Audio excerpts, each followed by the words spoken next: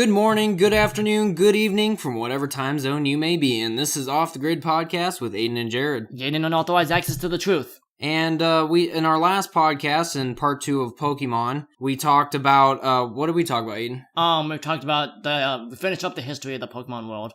Mm-hmm. And prehistory, we also talked about all the types. Yes, which we actually spent a whole entire podcast on the types of Pokemon. So There were a lot. Yeah, we kind of went in depth more on that because that's the most important thing in the Pokemon universe, because otherwise you wouldn't be able to really do anything. Yep. You gotta know what kind of Pokemon to breed.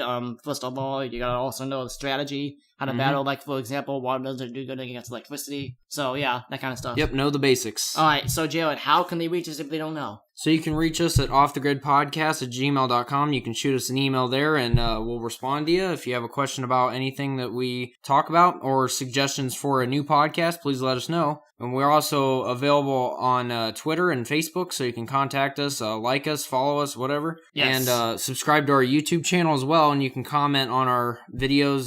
Please let us know how we're doing, please. Please. Yeah. Also, guys, big news. As I promised, August 9th, it is out now. My album is out. It's called Humble Beginnings. It's my first album. It's out, and it has a total of 12 tracks. And it's, as I said last podcast, this is really big for me because I've never, actually released an album before. And also, guys, first off, you can reach it on iTunes and Apple Music. If you have that already downloaded, you can download it, but that would need to pay. It's also on Spotify, but for some reason I can't find it on Google Play, which is weird. Interesting. So you thought it was supposed to be on there, right? Yeah, they promised it would be on Google Play, but it's not. So, yeah, but it's okay. Spotify has millions of listeners, so yeah. Also, guys, please check it out. It's only about $10, $9.99. And also, guys, I actually completed my next album now. So, Aiden's moving right along. Yeah, I think I'm going way too fast. It's gonna be called Unknowns. Ooh. So, yeah. There's a big meaning behind that. So definitely enjoy Aiden's new album while it's out now, and you can always look forward to the next album coming out soon, right? Yeah, it's gonna be awesome. So how many, sorry, before we move on. Yeah. But how many songs are going to be in the next one compared to the first one? First one had 12, next one has 7. Okay. Yeah, it's like a, it's not an EP per se, but it's like a, it's just some of my unknown stuff, some of the stuff that they kind of forgot about before? Not that. It's the stuff that I'm not really proud of, quite honestly. But I figured I'd get it out there anyway, just so people can listen to it. And you guys be the judge. I mean, I think it's crap, but I mean, I basically literally slapped all of them together today. Like, seriously, all this morning. I put them together. Nice. Yeah, so. That's good. Mm-hmm. Well, I mean, either way, you're gonna have that, more access to all your music, so. Yeah, and as I do with every album, first off, I put it in my notes and I separate it by each album so I know what to look for. But I also keep a backup on iCloud. So that is why my iCloud storage has been full, in case you've been asking. Because mine's full too, because I gotta pay for, pay yearly or something. That's the one thing about Apple I don't like, but we're not gonna go off on that tangent about that. But yeah. So anyway, you can reach, my next album will be out, I think it said August, 26th? Hold on, let me check real quick. Yeah, I think it's August 26th, but keep in mind, guys, it's only my second album, so, I think a lot has changed since my first album. It's just, I know it's been only, about a couple of days, but I think I've learned a lot. So it's gonna be out on August 23rd. Okay, that's not bad, not too far away. Which coincidentally was the day that the solar eclipse happened last year, so... Nice. Yeah, alright, so, okay, enough about that. So, album's gonna be on iTunes and Spotify and every other platform. So okay, that's enough about my music. So okay, let's move on to this. So tonight's gonna be part 3, right, Jared? Yes, and we're going to be talking about, instead of last podcast like I said, we talked about all the different types, but this time we're gonna be going into certain types of Pokemon, like more specifically what we like, and what we find to be one of the the coolest Pokemon. Now we're also gonna exclude the legendaries because, from our favorite, a list of favorites. Because okay. I feel like we've talked about them enough to the point where it's I think the audience knows that we like Rayquaza, and the audience knows we like Mew and all that. Yeah, you guys know we like them. Yeah, so my theories and everything. I don't think we need to clear anything up. So I think we're pretty good with that. That thing's crystal clear. That is crystal right there. Now, what we kind of left out in other talks about Pokemon is more common types of Pokemon, or rare ones that aren't really mythical or legendary, but just they're just not rare. Yeah, they're just way out. So, yeah, we're going to go into, we're going to first start off with powerful Pokemon. Oh, and before we get started, and shinies. We all know that Jared loves shinies in Pokemon Go. What? We all know that you love looking for shinies. Oh, yeah. Yeah, you love it. Yeah. Oh, dude, me and you still need to go on that Poke Hunt soon. Oh, yeah, we're planning for it. Yeah, me and him might go on a Poke Hunt soon. Yeah, those are... because they got a big update, so... Mm-hmm. It's gonna be awesome. And, so... yeah, speaking of Pokemon Go, actually, recently I caught a shiny. I think I told you I caught a shiny Roselia. Ooh! Which it has, which... For anyone who knows what a Roselia looks like, it has it's like a grass-type Pokemon that is holding 2 roses, one rose in each hand. One's blue, one's red. Oh, it's that one. Okay, and then, instead of a red rose, or no, a blue rose, it's a red and black rose. Oh, wow. So that's how you're able to tell it's a shiny, because it has a different rose color. So. And that's more powerful than the regular one, right? No, not necessarily. It's just a different species, like a different, like a hybrid or something. What makes it so? Why would you want to get it then if it's not as? Because it's rare. There's not the likelihood of getting that color of Pokemon is very slim. So let me get this straight. Everyone goes crazy about it just because of the different color. Like there's no different HP. There's no higher HP. There's nothing that actually makes it more powerful than the regulars. Not really. It's usually just like the shade, the color, because it's not very common, so not a lot of people have it. So it's a cosmetic change then. Yep. Okay. Okay.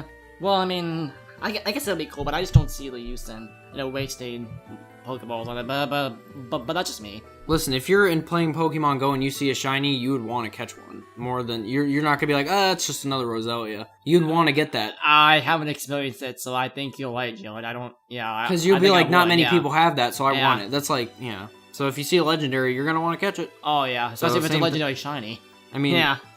There are legendary shinies. That's a double That'd be whammy amazing. There. Like there was a shiny Arceus my sister had in the game. What? Not in Pokemon Go, but this is like a mainstream but still, game. Oh my gosh. A shiny Arceus, yeah. Oh my gosh.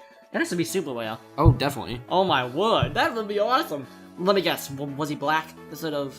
No, I think it was no, I don't remember what it was, actually. What the color tint was, but yeah. Weird. So we're gonna do powerful Pokemon first? Yeah, so we're gonna talk about, so go ahead and get there, and so we're gonna count down to 1 with, I found a list of the most powerful Pokemon. This is on a really good site too. This is cool. I use this site all the time. Actually, this is stuff for more than just Pokemon. They go about a bunch of different stuff. So it's just like a. What would you compare it to? It's like a. It's kind of like Answers.com, I think, in a way, but at least I think so. I kind of compare it more to Reddit, kind of. Yeah. Yeah. I would kind of stay off of Reddit, but that's just me. Yeah. It's got some pretty weird things on it. Yeah. So we're gonna count down from 10 to 1 on the most powerful list. At least now this is all opinion. Yeah. This is not exactly confirmed by Nintendo or Game Freak. What's the most powerful one? They all Poke fans though. So yeah, these are all Pokemon fans here. This is really cool. This has the number. Yeah, what number in the Pokedex? Yeah. B2W. Is this what games they win? Yeah, Black and White 2, White 2. Okay. Yep. Okay. Yeah, so, alright, so number 10 on the list, Reshiram. Ooh. Which is it's a fire-type Pokemon, a legendary. Okay. This legendary Pokemon can scorch the world with fire. It helps those who want to build a world of truth. Ooh. Okay, that's pretty cool, actually, wow. Yeah. So, that's awesome. And so, number 9, Giratina is, which they have it described as the Renegade Pokemon. Renegade. I kind of describe it as like Demon Pokemon. That's just me. I mean. Yeah. Because it was banished. Yeah. So. And it says this Pokemon is said to live in a world on the reverse side of ours, where common knowledge is distorted and strange. Known as a distortion world. Yep. Mm-hmm. Yeah. Very accurate there. Oh yeah. What's number 8? All right. This one is. I love this one. This one is Palkia, the spatial Pokemon. A legendary Pokemon of Sinnoh. It is said that space becomes more stable with Palkia's every breath. The enemies would have to disagree with that. With it becoming more stable. Especially when Palkia's in a battle. Yeah, keep in mind this is all fan stuff, so I wouldn't, listen to this too much. Yeah, oh man. And the next one, which it's a little bit stronger than Palkia, is Dialga. Yeah. And it has the power to control time. It appears in Sinnoh region myths as an ancient deity. It's not a myth. It's not a myth. Come on, it's not a myth. Well, I think, like how people, like back in ancient Egypt, they put like on hieroglyphics on stone or whatever. That is all mythical. Like they believe that's true. They actually believe it's true, but what if it actually is, So Yeah, I think Pokemon Dialga, is, yeah. Dialga, in that case, they like put it on like hieroglyphics or something and, believe that Dialga was true, but it turns out it is. Yeah, oh man, that'd be cool. Having controllable time. Oh, Jared, it's your favorite for number 6. Number 6, Rayquaza. Yeah, and this is a Sky High Pokemon. A Pokemon that flies endlessly in the ozone layer. It is said it would descend to the ground if Kyogre and Groudon were to fight. Well, which they have, so... Yeah, which me and Aiden, speaking of which, we watched the Destiny of Deoxys, like some of the movie, not the whole, not the whole thing. We didn't get to watch. We have to finish it. Yeah, we will definitely. Yeah. And but Aiden saw in the movie that in the beginning, especially when Kyogre, no, not Kyogre, it was Deoxys. Deoxys, yeah. Deoxys fell down from face. the sky. The real creepy face. Aiden started getting creeped out. Yeah, about I was just funny. like, oh gosh, yeah. Chill. But yeah. Anyway, so Deoxys came down. They were like in the North Pole or something, and the people that were there, they saw that that Rayquaza was coming down from the sky, and it's like, well, what's Rayquaza doing down from the ozone layer? Because it's usually never comes down. Yeah, he's just right up there, just doing his own thing. Yeah. Yeah, but it got like distracted by the big stone carrying like the egg, like the Pokemon egg or something, or I don't know what it was, some sort of gem or something that Deoxys was trapped in. It was an Infinity Stone. I'm just kidding. Oh man. So yeah, that was really good. You got a glimpse Deoxys of it. must be powerful then to have Rayquaza say you can't be here. Wow. Yeah, Rayquaza had some beef with it. Yeah, he almost got the crap beaten out of it too. Oh my gosh. Yeah, but he like blew him like direct hit right in the face. I know, but then at the end he celebrated, and me and Jared were literally like, we were cheering afterwards. We were like, yeah, go Rayquaza. Another thing that confused me about Rayquaza before we move on is that Rayquaza only used Hyper Beam the whole entire battle. You're like a god Pokemon, and the Hyper Beam is all usually freaking serious. I mean, that's a really powerful move, but yeah, don't get us wrong. It's extremely powerful, but why would you use Hyper Beam instead of use like other moves, like a combination? Like, I don't know. Maybe Pokemon in the wild don't use a combination of moves that much because they're not told to, so they like stick with something they like. I don't know. Alright, I don't know. Next one. Do you want to read this one? Yeah. Yeah, so this is Ho-Oh, the rainbow Pokemon. A legend says that its body glows in 7 colors. A rainbow is said to form behind it when it flies. Wait a minute. Was Ho-Oh the Pokemon in the very first episode of... Yeah, Ash Pokemon? saw him. Yeah, that was Ho-Oh. He was golden, right? He was golden, so that was Ho-Oh then, okay. Yeah, because Ash saw him. Now, I did watch I watched the Pokemon I Choose You movie. Yeah. The other day, and Ash, in that movie, it goes in depth of Ash going after Ho-Oh. Like, wanting to go see what that thing was. Because in the original, it was just like something that he saw, and it was like... Yeah, they didn't really... Yeah. He didn't go into exploring that. What's kind of made me a little bit mad, Because he just saw it, and he's like, oh, okay, wow, that's really cool. But he didn't, like, go out and start looking for it. So the whole plot of I Choose You, of this movie, then, is him going to look for him? Yeah, like, it starts out with Ash going to get Pikachu at the, the obvious original story, so you think, oh, it's just going to be the original story, right? No, because you get to the point after him and Pikachu, like, start to get used to each other, and then they see Ho-Oh flying across the sky, and he's like, whoa. And then, but here's the thing that's different. A feather falls down from the sky, and it's very glowing, like rainbow, all these colors, and Ash, it goes right in his hand. So what's the significance of Ho really quick? Like, is he like a god, or is he like a he's like the beginning of all bird Pokemon, right? Didn't he like I forget. I think one of the history that we talked about is that he saved a tribe or something, right? Something like that. And like you worshipped him as a god. Yeah, he has a lot of power, so he's just a really powerful Pokemon. But basically, Ho-Oh in the movie chose Ash to be like the Rainbow Warrior or something is what they called it. Because, he's a rainbow Pokemon. Yeah. So, like, basically to be the Guardian. Yeah, there we go. Chose Ash. That sounds better than Rainbow Warrior. But that was what they said in the movie. That's what they, Yeah, okay. Oh, the next one. Okay, we're going to move on to the next one, right? Yeah, another all-time favorite. Oh, yeah. This is Lugia. This isn't Kyogre. This is the one that stops Moltres, Articuno, and Zapdos, correct? Yes. This one that stopped them, and, this one is, he's a diamond Pokemon, and he sleeps in a deep-sea trench. If it flaps its wings, it is said to cause a 40-day storm. Yeah, because it lives in the water, doesn't it? Yeah. because it comes out of the water, it like swims in the water. Because I think, I could be wrong, but I think those things on the back, if you look at Lugia, a picture of Lugia, you see like these little like wings or something on the back. Those come out of its body when it flies, but then when it goes in the water, they go down. Kind of like angel, to be more aerodynamic or like whatever. Just like angels in the movies, you know, when they go like, and they, it's kind of cool. Yeah, so Lugia is like is able to swim too. So and what cool. is his significance, really quick? What did he do? He stopped the Zapdos and Articuno and Moltres. Yep. And they were doing what? I forget. What were they doing? But they doing basically the same thing that Kyogre and Groudon do. Basically, yeah. Okay, but they were not changing the weather; they're changing the climate. Which, I'm sorry guys, I actually remembered in the last podcast I actually made a mistake because I called them the Weather Trio, and that was a mistake. That should have been the Climate Trio. So I made a mistake there. Sorry about that. I wanted to clear that up. That's the Weather Trio. Glad you pointed that out. Yeah. All right. The next one, he keeps showing up everywhere, dude. Who is this guy? Mewtwo. Yeah. Again. A Pokemon created by... He's awesome, though. The genetic Pokemon. A Pokemon created by we combining Mew's genes. And they said to have the most savage Heartmon Pokemon. That's all I'm gonna say. I mean, we have beat him like a dead horse, so... Yeah, so, you all know about Mewtwo, so not much obviously. more about it. But this one you don't know a lot about, though. This one is from the, Unova region. Ooh. This is Kyurem. Ooh. I think is how you pronounce it. Yeah. The boundary Pokemon is how it's described.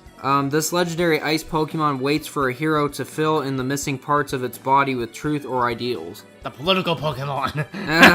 The political Pokemon. Oh my gosh. Why isn't he glowing half blue, half red? One for Democrat, one for Republican. See, I always thought it was a mix between Reshiram and Reshiram and what's the other one? You know the black one, it's in the same, like there's two legendaries. Oh my gosh, I can't believe it. They're both dragons, right? Yeah, like they're dragons. Electric, and electric. the two brothers had them, and they. I thought it was like a mix, like a like a hybrid between. Yeah, the two, that's what happened at the end. But the two brothers battled with them. They were. Yeah, there was a movie I remember on hearing it, this right? on Dobbs. No, Dobbs talked about it. You know, obviously you know who Dobbs was. He was the guy that provided us with the research, but in his videos, but yeah. And so that's him. And for number one, as sure as it has ever been, as sure as you guys all know, it is Arceus. The alpha Pokemon. Yep. It is told in mythology that this Pokemon was born before the universe even existed. Which is very accurate. Now, when I was looking for a list of strong Pokemon, a lot of the lists were very unbelievable. Like, I was reading some and it said, like, Rayquaza was one of the weaker ones on the list. Seriously? And then there was Arceus that was not even number one. He was like 6, yeah. Like, how could you put Arceus 6 on the list? That's my fault. I was the one that sent that to you, so I'm sorry. I should have provided you with an accurate list. Wah. But here's the thing, though. This is something I disagree with. I'm going to talk about this theory one more time that we have. The reason, first off, last podcast, 2 podcasts now, we talked about how Mew might be Arceus, right? Correct? And I think that this is the reason, okay? Mew has to be Arceus because, first of all, a real god Pokemon doesn't need wings to, make the universe and stuff. Because as you know, if you see a picture of Arceus, you notice that he has something on his back, obviously. And those are like wings, right? Like all those wings that he has, right? He uses those to... It's not... I don't know if it's really wings. It almost looks like a type of armor or weapon. Yeah, no, wings with like an R-I and... Like, like... Oh, rings. So, he has to use those to basically contain his power, but a real god Pokemon such as Mew doesn't need to. He just, Yeah, that's true. Yeah, he just can teleport, he can, he can teleport, he can, use psychic energy, he can just do everything without needing to have any equipment. So that really, in my eyes at least, validates that Mew is actually the god Pokemon. Like, what do you think about that, Jared? We touched on it with how Mew, we believed that Mew was in the egg first, right? Yeah. And then once Mew came out, then he changed into Arceus, right? The reason did Mew change into Arceus in the egg? Why, yeah. Like, you kind of try That's actually more believable, kind of. Actually, yeah. I mean, because think about it. His reasoning might have been, you know what, I'm a god, but I'm small. And when people look at me, they're gonna be like, ha ha ha, look at that puny thing, So I want to make myself look strong, So, as we touched upon last podcast, so obviously he changed himself into Arceus. Yeah, so it's very, very confusing. Like, I don't think that there is any true answer to it unless you were to speak with somebody from Game Freak and ask them, hey, who is the, like, what's the creation story? Yeah. Make sure, I mean, this sounds pretty legit. I mean, if the whole story. Yeah. Yeah. The whole story. Yeah, the whole story sounds like the way whoever pieced it together. It's amazing. Like that put a lot. Someone's got way too much time on their hands to put all that together. That's no, dude. The only thing that you did was wrote the article. The story was made by the game team, dude. Oh, okay. Game Freak. Yeah, they just put it together. The way we can understand it. But anyway, okay. Real quick before we move on here, before we move on to the next topic, because we're already done with the list. Wow. What are the reasons against Arceus being Mew? What would be some ways that you could say, hey, he's not related to Mew? Are there any reasons why you would think, hey, he's not? Well, I mean, looking from another side of it, you look at Arceus, and you want to believe that maybe there's more than just one Pokemon that was started all this, Yeah. Like, maybe Arceus was actually the first Pokemon, and then Arceus created the Mews in order to develop into other Pokemon and spread. Maybe Arceus tells the Mews what to turn into. Yeah. Instead of the Mews decide, hey, I gotta change into this Pokemon to survive in this environment. Yeah. Like, how's the Mew supposed to know that, you know what I mean? Yeah. Like, he's just, a Mew. Yeah, they're Mews. Mews. Mews with an S, but, obviously. But the Mew, like the one that we're talking about in our theory, he'd probably be like a cane Mew. Like, he's like, he's kind of like Ash's Pikachu is different from the rest of the Pikachu. That Mew could be different from, the regular Mews. You know what I mean? Yeah, so it's just, and a whole other thing, I don't think that, Mew doesn't have the kind of personality. I mean, if you believe me, Jared, I don't think Mew has a personality needed to run the whole creation of the world. Like, if you watch the movie, it seems like Mew is always like, he's very playful and very... Playing, acts like a little kid, kind of like Pikachu, just like a little, like, wants to have fun all the time. Kind of like me. Yeah, Yeah, instead of actually, like, be a leader. And on the contrary, Arceus is a leader. Yeah, he's always, always very serious, but he's always mad all the time too, so at least it seems like it. But yeah, I mean, I don't know. I mean, here's the two branching roads. You either say Arceus is a creator because he's more serious and can be a leader, but from a powers perspective and from an actual, abilities perspective, Mew, it shifts in the balance of Mew. You know what I mean? Mm-hmm. So I tend to shift more towards the ability side because it's just like it can actually know that, he has this ability to create the universe, I think I'm starting to, like, convince myself of another way. Like what I just mentioned, how there is two beings that started out, not just Mew. Like, Arceus... Because it didn't say there wasn't, but it said there was a single egg. Because there was a single egg. Well, it's either Arceus was in the egg and he created the Mews in order to develop into other... Maybe that egg was big enough to carry two Pokemon, right? Like, maybe that egg was big enough to carry two because they didn't say how big it was, That's true. Maybe it's big enough to carry two, I'm just theorizing here about that. But then here's another theory. Who planted the egg there, Like, seriously. Oh my gosh. Oh my gosh. Yeah, so, you know what? My theory is that, so Jared, you said there were two beings that, well, that would explain actually the way that, no, that doesn't explain anything. Crap. I was trying to come up with something. Yeah, that's weird though. So your theory is what, dude? You said that your theory is that there were two beings. Theory is that there was two beings, Arceus, Mew. Either Arceus came first and then Arceus created the Mews in order to create other Pokemon. But then why would he go to the trouble of making the Mews and he could just do it himself? You know what I mean? Just like he did with Palkia and Dialga, and Giratina. It couldn't you just, set the figures went, and then, all the Pokemon were made? I think it had to do with the fact that, like we said before, that the Mews had to evolve into a Pokemon that would suit them in that environment. Because a Mew would not be good in the North Pole, And also, like, as we mentioned last podcast, this creation story is based on the Christian religion. And even though in real life, like our God in real life, even though how God can do anything he wants it done in a very specific way, So it could be the same with Arceus, That's true. Yeah. So yeah, it's all interesting to think about, This is just, man. I still stick with my theory that it was Mew, and he evolved into Arceus. It just makes too much sense from a powers perspective and abilities and stuff, That makes too much sense. I mean, why would you need a bunch of rains around you and stuff that control matter when you could just be like Mew and just do it like that, Exactly. Yeah. So I just stick with my thing. Jared's probably gonna stick with his about how there were two, right?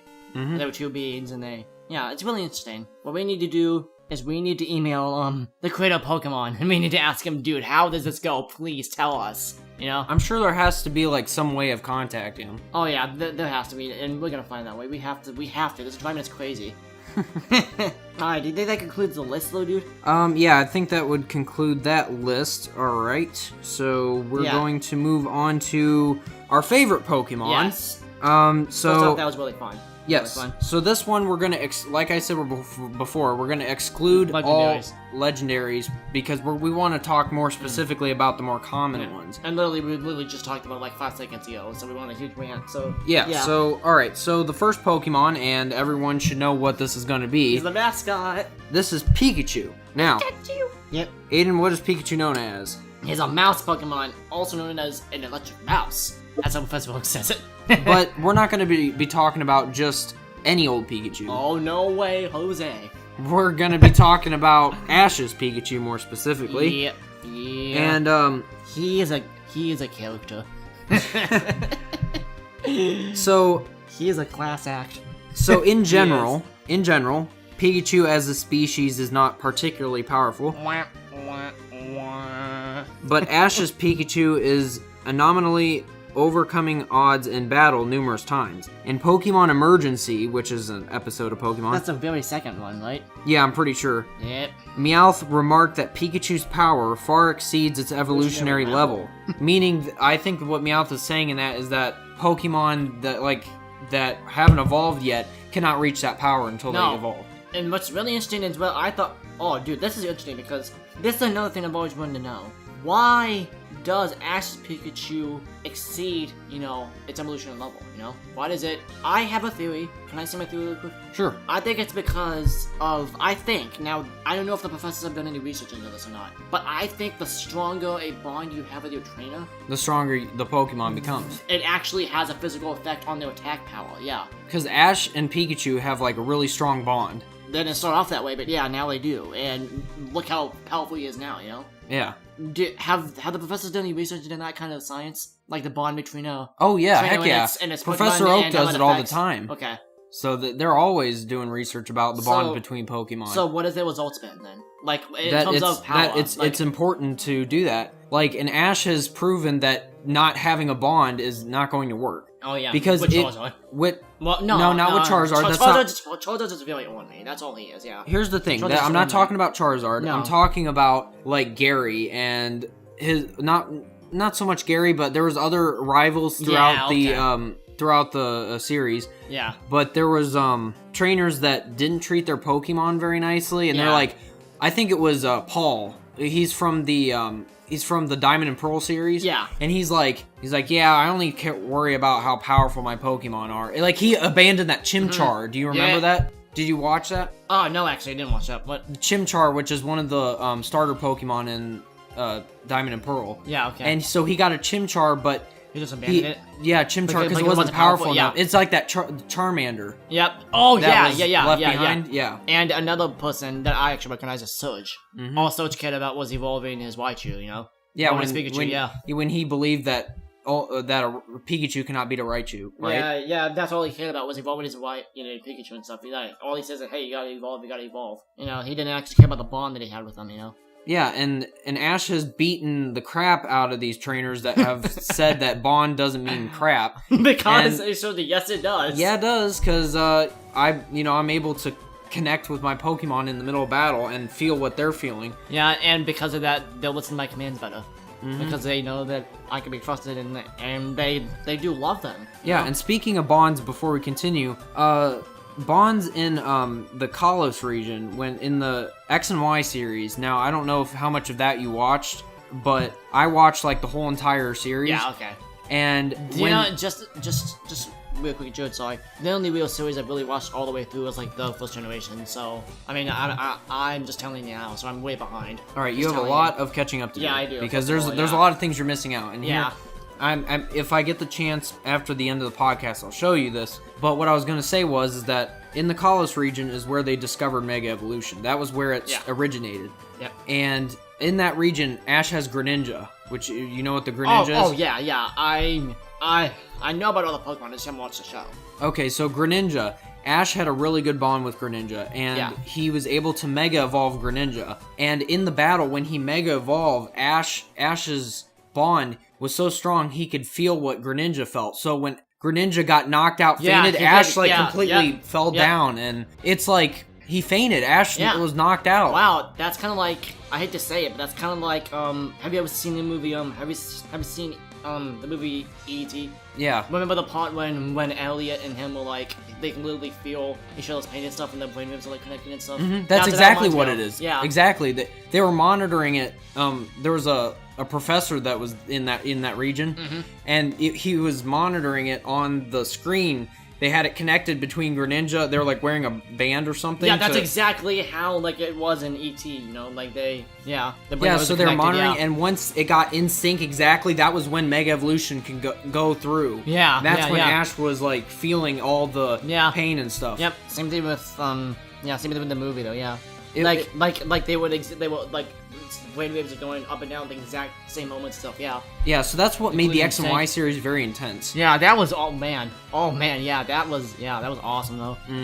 Yeah, E.T.'s awesome too. That's a classic movie. I just had to notice that because that's the only Dude, do you think he has that sort of bond with his Pikachu? You think Ash does? Yeah. Do you think? Of course he does. Has that been shown too? Like, are their brainwaves like synced? Yeah, but not in the X and Y. They never showed that because Pikachu doesn't Mega Evolve. So. Yeah. Okay. So but they can't show have to be that. synced or something. They have to be synced. Yeah, of course. They have to be synced a lot more probably than even Greninja probably. You know? Yeah. Oh my gosh.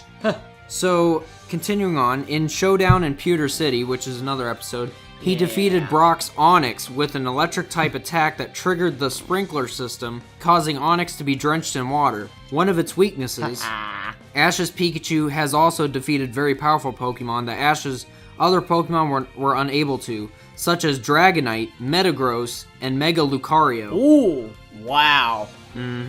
He was also the second of Ash's Pokemon to defeat a legendary Pokemon in battle, defeating Brandon's Regice, to win the Brave symbol. Ooh. He later fought Tobias's Latios to a draw in the semifinals of the Lily of the Valley Conference. He has helped Ash win countless battles and gym and league matches. Leagues are my favorites. And dude, I have something to tell you. I know where Ash's Pikachu's from. Where? I know where he's originally from. Where? I know it's gonna sound weird, but there's really going around that he's actually from the Sinnoh region.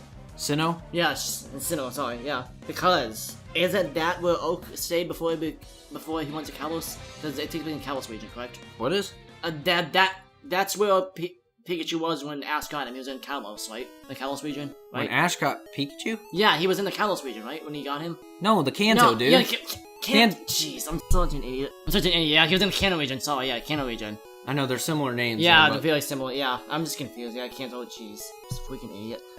Yeah, but he said to be from the Sinnoh region, actually. So, yeah, it said that, like, I guess someone from Pokemon said that, someone from Game Freak, I guess said that, like, you think Ash's Pikachu is powerful now, but when Oak had him, he was, like, 10 times as powerful. He was, like, insanely powerful. And I guess Oak had to, like, dumb down his power a lot, I guess. And that's why I had to contain him in the Pokeball, because it was a lot more powerful when Ash got him, so... Yeah, and rambunctious, because it would not want... It didn't like any trainers. Like, how many trainers did Pikachu have before? I think it said, like... 3 or something? I heard from a source it was, like, 5. 5? Yeah, which I don't even know if that's true or not, but that's what I heard, so, yeah. But we know for a fact that Pikachu had other trainers before that couldn't handle him, or, you know, just never had that bond with him. Did the same thing that one dude did to his, Charmander. Yeah, where they just kind of, like, give up on him. Yeah. See, Ash had that never give up spirit. Yeah. So he stuck with them through thick and thin. Yeah, good. It's really good. Yeah, so that's interesting. If that is where he's from, that's kind of cool. So another big aspect of Pikachu, and it's the moveset. Yeah, that's very important. It's throughout the series it changes a lot, because Ash's Pikachu at the beginning was very basic. He had only like Thunder Shock and Thunderbolt and Quick Attack, and that was about it. Yeah. There wasn't anything special there with the moveset, even though he was able to defeat pretty strong Pokemon in the first series of Pokemon. Yeah. So, I mean, even then he was very powerful, but in my opinion, they weren't very strong moves. He was pretty basic compared to, like, when we see him, like, in Black and White and stuff, you know? Now, do you know, here's a fun fact for you. Do you know that Thunderbolt is stronger than Thunder Shock? Well, yeah. Obviously. Yeah. And another part of that is that, do you know the difference when Pikachu uses Thunder Shock versus Thunderbolt? What does Pikachu do different in between those two moves? Charges it more? That too, but what I was thinking of is Pikachu is on the ground when he uses Thunder Shock, but when he uses Thunderbolt, Pikachu launches himself in the air, then shocks down. Okay. And that's important. Why? I'm not wondering. Because it's more powerful. He has to, like, it's more of a charge. He has to charge up, so he jumps up in the sky. Like, I think... And also where the bolt comes from. Thunder Shock is just like it's directly straight, right? I think Pikachu I'm pretty sure Thunderbolt like summons clouds close by when it uses it, and it like channels in towards Pikachu and then launches it. Sorry, Moltres and them, you're not the only one that control the weather. Pikachu was way ahead of you. Oh man, and you know it's really interesting because you look at a Pikachu and you think, oh, not Ash Pikachu, but you look at one Pikachu and say, hey, that thing's weak. You know, it's just like cute Pokemon, and that's which statistically that's true. It's not a very strong species, like I said before, and this information's all coming from Bulbapedia. Well, but you can trust them. Guys, seriously, check them out. It's the Wikipedia of Pokemon. Yeah, is what it is. Yeah, and unlike Pokemon Encyclopedia books, even though they're awesome, I have one at home. Bulbapedia constantly gets updated, so you're always up to the Yeah, because there's little things that changes during Pokemon, and even more Pokemon that are added. So yeah. So even with his high level of electrical power, Pikachu has not stopped learning new attacks. Upon learning that Roxanne, the Rustboro gym leader, used rock types, Ash had Pikachu begin learning Iron Tail in all things bright and beautifly. After training hard, Pikachu finally perfected it in the winter by a Nose Pass, where he used it to defeat Roxanne's Nose Pass and earn Ash's first Hoenn badge. So yeah, Ash has channeled a lot of his own energy towards getting Pikachu better. But he hasn't. The difference, he hasn't done what either Surge or all of his other, all of those other rivals have done. He hasn't pushed him hard where it's like, I don't care about you, Yeah, he's like, all right, buddy, that's enough for today. Yeah, but he trains him hard though. Like, he does what he's supposed to do. He's like, come on, you can do it. He doesn't do it like, okay, you will evolve, even if you're tired and you can't take it. But I clearly remember that episode of Pokemon when Ash was trying to perfect Pikachu's Iron Tail because he was having issues getting it to strike the enemy, Pokemon. I think it was what it was. Or no, it wouldn't turn iron. Yeah. That's what it was. I actually will admit that there has been times, I think, where Ash has gone too far in trying to train. Heck don't yeah. You agree? Oh, there's been episodes with that. Yeah, But I can understand that, though, I mean, you want your Pokemon to become better, so... And there's also been episodes where Ash has lost to trainers like Paul and Gary, and he's like, they don't even train their Pokemon right. They're horrible. Yeah. How are they winning? It's like... I have a strong bond with my Pokemon, I love all my Pokemon, yet I'm still losing. And Ash gets confused about that, and luckily he gets his payback eventually. Yeah, he gets the last in the end, but... Yeah, eventually gets back to him. But... Oh man, can you, that's the thing about Gary really quick. I know that Gary's, a pretty good trainer and training his Pokemon stuff, but from the reaction that he had when he saw Mewtwo, you remember that? When he saw Mewtwo, he saw him when, it was during the last... when they were in the mansion, and he was with them. I don't really think that Gary himself understands how complex the Pokemon world is, just in general. I don't think he really can comprehend how powerful Ash's Pikachu is, or how powerful Rayquaza is, or any of that crap. I think he's just concentrating on being the best and getting the best fame and stuff. I don't think he really comprehends anything. Right. Like his level and how powerful Pikachu can really be if he's in a life and death situation. I don't think he's really had to face any of that like Ash has. Gary hasn't tasted desperation like Ash has, He hasn't had the whole world, The Ash has been able to think on the fly. Yeah. And has been able to come up with different plans like, okay, I gotta hit the ground here to cause this, this boulder to go up and hit him, and then it's vulnerable. He's had to save time itself and everything, and Gary hasn't had to do any of that at all. The weird thing is that Ash has been able to come up with strategies in mid-battle. That's what is amazing, because you think under all that stress, think about you being in a Pokemon battle and you having that Pokemon. Yeah. Would you be able to come up with all the strategy on the fly? I'd be sweating and be like what do I do? Like, hurry up, use Thunderbolt. That's not really any plan to it. You're just Ash's mind must think faster than other trainers. What do I do that, That's why he's trying to be the very best, and I think he's getting close. Oh yeah, man. Yeah, so Gary, I'm sorry, dude, but you don't have anything against Ash at all. Which I don't understand why Ash still gets mad at him. Why? I mean, if you've saved the world and you have save time and space and everything. When you somebody talks to you, you should just be able to laugh it off, Be like, dude, you don't know what I've been through. And just laugh it off, you know what I mean? Yeah. Yeah. So, in addition to giving Pikachu an advantage over rock types, which Iron Tail is super effective against rock. Oh, yeah. It has allowed Pikachu to defeat many powerful opponents. In May's excellent adventure during a battle with Team Rocket, dun, dun, dun. Ash ordered Pikachu to do a quick attack. Much to the surprise of Ash and his friends, the quick attack morphed into a Volt Tackle, which sent Team Rocket blasting off. Again. So the thing is, Volt Tackle is another one of my favorite ones. Oh, yes. I showed Wait. I didn't do that way. You do it. There we go. I was messing up on that. Wait. It's a tongue twister there. Yeah. Until dancing with the Ducklet Trio, which is the one where he learned Electro Ball. Yeah. I showed you that. That's what the star is. It has been one of Pikachu's signature moves, what Volt Tackle has, in which Pikachu replaced it with Electro Ball, which I mentioned before that in the games, how you only can have 4 moves that you can choose from. Because once you learn a new one, you have to pick.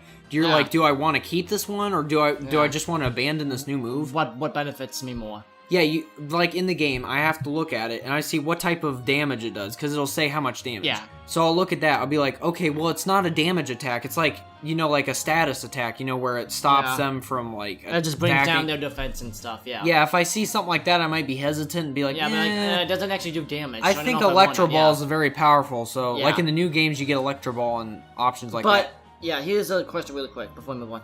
Does each move have a level 2? And it's not just a Pokemon. Does each move actually have a level? Like a level 20 Electro Yeah, Ball like level? you have to get to a certain level in order to learn the move. Yep. Oh, that's not what I was asking. I was asking, like, does each move have its own separate, like, level sheet? Like, it has, like, hey, I have a level 1 Electro Ball, and I can upgrade that to a level 2 Electro Ball. No, you can't level up it. Now, I think what happens is it naturally levels up with use of evolution. So if you were... So... More likely, if you have a Pikachu and a Raichu, the Raichu, if it learns Electro Ball as a Pikachu, it's going to have a stronger Electro Ball when it evolves into a Raichu. Mm-hmm. Because it naturally has more voltage, a higher voltage Raichu does. Oh, yeah. Man, humans can only take about 50 volts of electricity and they're dead. I would hate to see... How does Ash handle that many shocks from Pikachu? Not only that, but how do any of the Pokemon withstand... I think... What was his voltage? Because I think they have an actual number of his voltage. I think it's like 10,000 or something, right? Yeah, it tells you how many volts of electricity it goes out. Raichu has like 10,000 or something, right? I don't know. I gotta look at it again. Some crazy number. Yeah, that's enough to black out a city. Jeez. Okay, so, and then it was replaced with Electro Ball, which it learned while battling a trio of annoying Ducklet. Not only really pissed him off. Yeah. I remember that episode. Uh-huh. Oh, it's funny. Not only that, Pikachu has used his ability Static a few times in the anime. Static? Mm-hmm. Can you tell me what that is really quick? I haven't seen that one. That's basically, I think, I don't know if that's similar to, I'm not familiar with that one, Does he just charge it up? Is this like a charge move to like... Yeah, I think Static is like charge... Like, and it just like... Like Pikachu starts charging up his electricity instead of releasing it. Yeah. There's some attacks that are charged attacks, so they gotta take a couple of rounds before they're ready to use. Yeah. That's kind of like, having a big cannon, like a... laser cannon or something. I gotta load it up to 100% before I can launch it. And also, when you're actually fighting, like when you're punching a bag, you have to recharge. Now I want to mention something too, and I've seen this before. I don't have it here in my notes, but I saw something else about Pikachu, that Pikachu's like the Pikachu like family. Pichu, Raichu. Yeah. Those 3 Pokemon, they're the only Pokemon that can learn Electro Ball, from what I understand. Really? Yeah, like the only Pokemon that can really learn that move. I think that has based on the tail, I think, of Pikachu. And the Pikachu family. That's crazy that it goes that in depth. That only certain species have certain moves. Well, that's probably not surprising. Oh, did I tell you about the new move that Pikachu learned in the anime? Please tell me, please. Electro Web. What the heck is this? What the heck is this? Okay, so Pikachu learned... Ash was trying to use Electro Ball, and it ended up turning out into a web, and it went and covered the Pokemon, and it couldn't move. It was, like, trapped to the ground. Spider-Chew. That is awesome. Now all I need to do is put a little Spider-Man mask on and it basically stops them from doing any attack. It, like, holds them down. I sure it's called Spider Web? Electro Web, or is it called Electro Net? No, it's Electro Web. Isn't that so cool? That's awesome. Spider-Chew. Spider Chew. That sounds like a piece of gum. I saw... or chewing tobacco. Spider Chew. No, wait, no. Oh my god. Oh my gosh. Wait, no. Oh my god. Never mind. Electro Chew. There we go. Electro Chew. Electro Chew. Alright, so... Sucks your mouth and then blows you up. Don't have it in your mouth too long or it might blow up. Bye-bye. Electro Chew. Electro Chew. You chew it up and then you blow up. So, Gosh, that's awesome. I think I should mention one more thing. Yeah, please. So, Pikachu's amazing. Wrapping up with Pikachu, but... Yeah. I would have to assume that Ash's... we mentioned before, but I think Ash's Pikachu has to be level 100 by now. Oh, right? yeah. Oh, yeah. But then there was that one episode, that very beginning of when he went to, I think he Don't was even in the... tell me what this is. Where he lost to a starter Pokemon that was like level 3. Oh, no, I remember why he lost now. It was because Ash his Pikachu couldn't use any electric moves. He had that one where he couldn't use any... He had to use Iron Tail the whole battle and Quick Attack. I can imagine the humiliation on his face. Yeah, Ash is like, Pikachu, why can't you use Electro Ball? And Pikachu couldn't charge it up. He was sick. Pikachu was sick in that episode. Oh. And he now I feel bad for laughing. I know, but it's just so sad because Ash expected so much out of Pikachu, and then he couldn't live up to his expectation. He couldn't even defeat a level 3 Pokemon. So, Pikachu is pretty helpless without his electric. Well, Ash is too, because he hit him in the battle. Yeah, literally, Pikachu, he couldn't choose any other Pokemon because he just got in that region, so he started out with just Pikachu. So he had to choose Pikachu. When Pikachu sneezes, this is just a whole other thing, but when Pikachu sneezes, he probably shocks, right? Oh yeah, Oh definitely. my gosh, that's like, yeah, oh my gosh, that's funny. And so the next one, does that pretty much wrap it up for Pikachu? Yeah, I think we've covered him pretty well. Alright, do you have any closing thoughts on him? Not really. We might mention him again later on, but... So now, the moment you guys have all been waiting for, it's in every single game. It is the most grand decision of every game, the 3 starters. This will decide your fate as a Pokemon trainer. Yes, it's the hardest decision you can ever make in any of the games. People go nuts over this. I literally saw people, they went insane. They're like, what do I choose? You know, like... Because sometimes you'll find you are, like, attracted to all 3 of them. You're like, oh yeah, which one? I love all 3, but which one do I want? I always go immediately to Charmander for some reason. It's just like... Well, depending on what game you get. I mean, if you're gonna get, like, you know, Diamond and Pearl, you're gonna have Chimchar, Turtwig, and, right, but Piplup. Like, yeah, but, like, you know what I mean. Yeah. Like, yeah, well, like those games. You always go to the fire type. Yeah, for some reason. It just sticks with me for some reason. It's because of my fiery attitude. Usually that's what it's for. Yeah. So, So, it is the hardest decision you will ever have to make. Jared, who do you pick? Wait, like, are we talking about, like, in the Kanto region? Yeah, who do you pick? That is where, like I said, the hardest decision. I cannot make a favorite out of any of these 3 because I love them all equally. I love Bulbasaur, I love Charmander, and I love Squirtle. Well, here's the thing I want to approach it from. Who has the highest stats at the end of the evolution? Is it Charmander, Bulbasaur, or is it Squirtle? I think it's like a tie between Charmander and Squirtle. Okay. I think. Okay. Because, in my opinion, I would think Charmander and Squirtle would be stronger, like, in the final, like, you know, Venusaur. Stronger than Venusaur and all that. Okay, so at the beginning of the quest, trainers are given a starter Pokemon. Which we already mentioned. Which is called the Big 3 among Japanese fans. This Pokemon will be used to battle the first wild Pokemon the trainer encounters, right?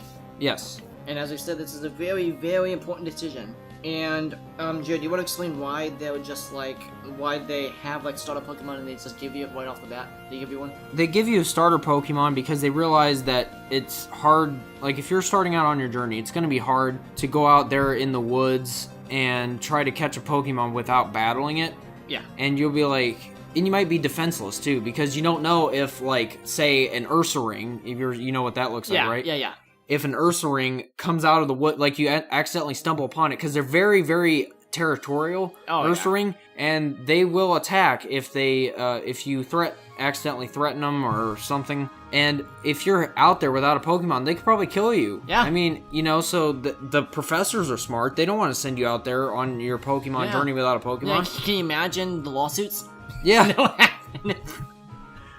Professor looks like, I'm sorry. I didn't know the Ash would die. I would rather live in the Pokemon world than the real world because I would be like, yes. You know what? I don't need to go to school. I can start. I can make money. I can make money as a Pokemon trainer. I don't even have to. Ching, winning that dollar.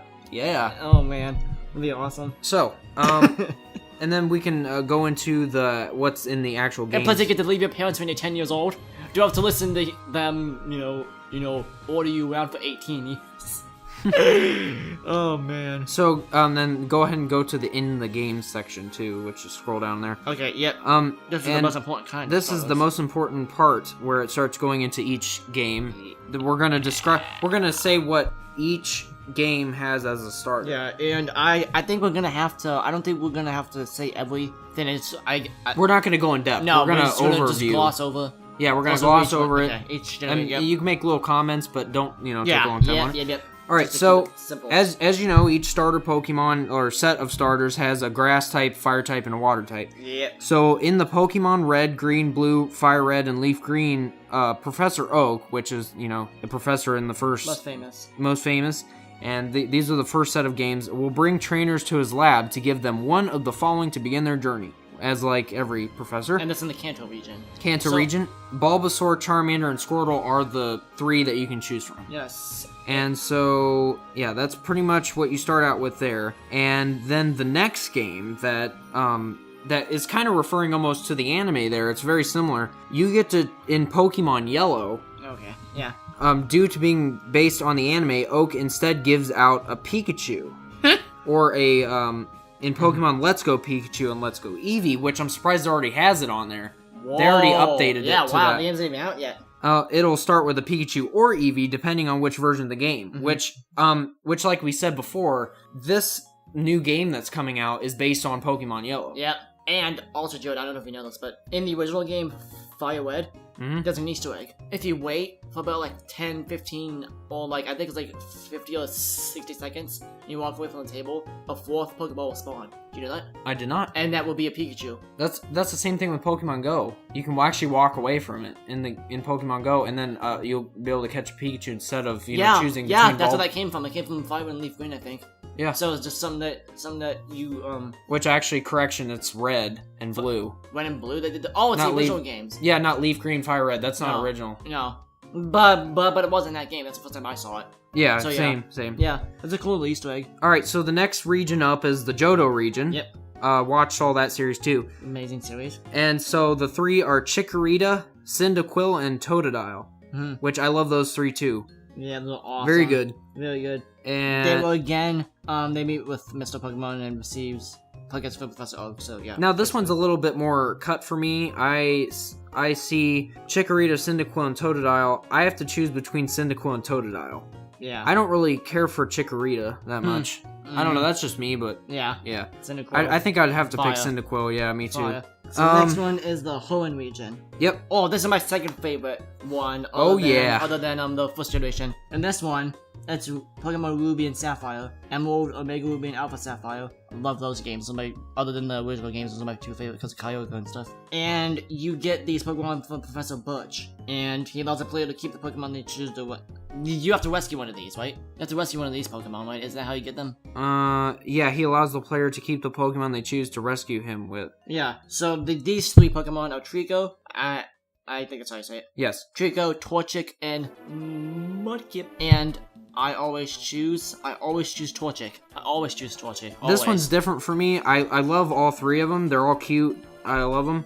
But amazing. I have to pick between Trico and Torchic on this one. Yeah. I choose Torchic because Trico is pretty cool in the next evolutions when it evolves into Grovyle, Sceptile, and Mega, but that's not in that region yet.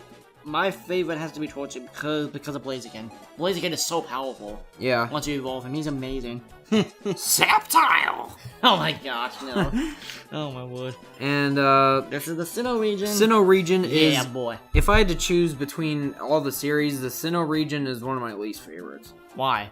I don't know. Can you kind of explain? I think the Pokemon that are in that region I don't really care for it as much. I don't know. Like, no, I love all Pokemon, like each region. Yeah. But if I had to choose, I think Sinnoh would be my least favorite. In terms of lore-wise, Sinnoh's my favorite. Obviously, actually? lore-wise, because that's where Arceus is and that's where all those myths are. Yeah. In terms of lore and stuff, that's my favorite. You know? Yeah, I'm like referring... You're referring to like the basic Pokemon that you find around. Yeah. Yeah. That's just not. They're not. Yeah. They're not. Now I like these 3 starters too, but yeah. Anyways, it's Turtwig, Chimchar, and Piplup. I have to go with Piplup. Yeah, I would probably go with that too. He's the one that you either that or Turtwig. He's the one that you made in that video that you made. He was called the Toad Connoisseur. He was Dunkin' Donuts. Walks in there. Wait, what does he say when he walks in there? And he's like, I don't know. I'm not going into it. Yeah, never mind. Yeah, it's funny though. It's funny. All right, so next region up is the Unova, which I really like this region. Oh yeah, Unova. That's how you pronounce it. And they get in Pokemon Black and White, both those games. Professor Juniper, I think, leaves a gift with the player's mom in New Vima Town to give to him or her, containing the following 3 Pokemon. So this professor's so cheap, he doesn't even give you it directly. He's Sorry, just like, I got vacation plans, so I really can't be there today, so I'm just gonna give it to your mom.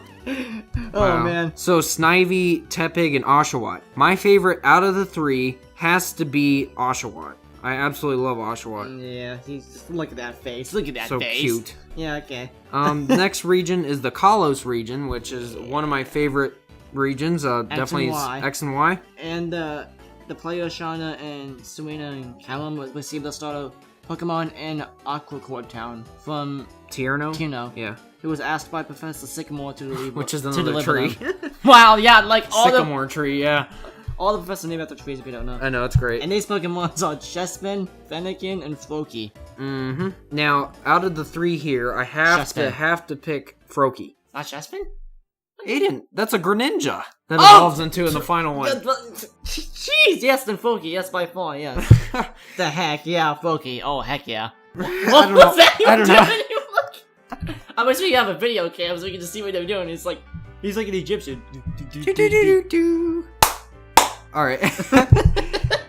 Oh, jeez. Wait. Oh, the player's friend Shauna. I thought it said the player's Sean's. I'm like, wait, what? The heck? Okay, that's funny. Alright, player's so... Sean's. What the heck was that? And then the final region, or at least up to date currently, is the Alola region. Ooh, so Pokemon Sun and Moon. Now, like I said before, this is the region where I'm not as familiar with the Pokemon in this region because I have not watched a lot of episodes of the anime. Yeah. Now, I promise that I will watch as much of the series as I can. Yeah. Like I have it on my DVR, so I'm able to look back and watch episodes if I want. Which I actually started watching episodes, so it's really good. But... Awesome.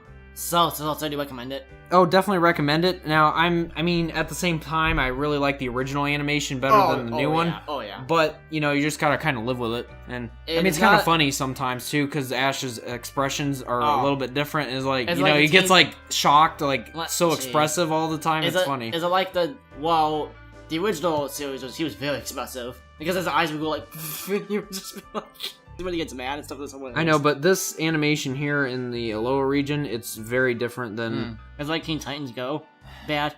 No, it's better animation than that. Good. Obviously. It's not gonna give you kids seizures. Anime in general has better animation than any... most American TV shows. Oh, yeah. Animation, yeah. Oh, yeah. Like original Teen Titans, that was like anime style more. Have there been any on the news on that? Just wondering? Not currently, so...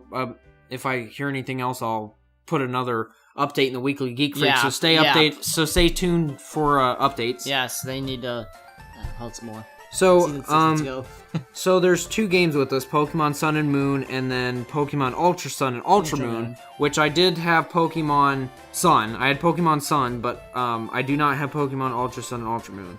That I have not got, because I'm like, well... What's the most recent one? Those are the recent ones. Yep. And I'm like, well, I know that they're coming out with a Switch game, so I'm going to wait for the Switch. Because I'm like, I don't know if I really want to go and buy it, because my DS is like dying. My 3DS is struggling to...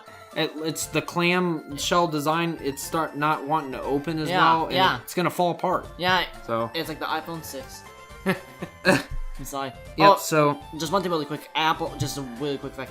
Apple's now a $1 trillion company. Just thought I should mention that. That's pretty cool. Yeah. So Rowlet, Litten, and Poplio are the 3 starters for this region. Yeah. Now look at Rowlet. He's like an owl. Now, when I first saw this, when they released the 3 starters for this region, I'm like, I don't know. I don't really know about these. Like, Poplio is pretty ugly. Yeah, look at him. Ugh. It's like a circus, Freak. like, sea lion or something. What? I don't know. Circus He's like a circus sea lion. That's even worse than the cantaloupe that I'm. I don't know, dude. He looks like a circus sea lion. What the? Where did that come from, Jared? Okay, if I had to choose in this region what starter I want, I'd probably choose Litten because it's pretty. Oh no! Because it's pretty. Rowlet. Look at that face. It's a kitty cat. What is wrong with a kitty cat? Come on, man. It's a kitty cat! For Pete's sake, wake up. For Pete's sake, look at Rowlet's wake up face, and smell the roses. Oh, man. Those are not roses. That is a bunch of... It's whale... Hope you all like whale blubber. Yeah, but seriously though, look at Rowlet. He's so cute. Yeah, I have to agree with you. Rowlet is really cute because that's the first owl starter that we've ever... just give him a big ol' hug, you know? Like, let me kill him. Little Rowlet, so cute. Oh my god, I killed him. He deflated. Oh god, I'm sorry. It's like a big balloon. So, that's pretty much all of the starters. Luckily we went through that pretty quick, so that's good. Yeah. Alright, so...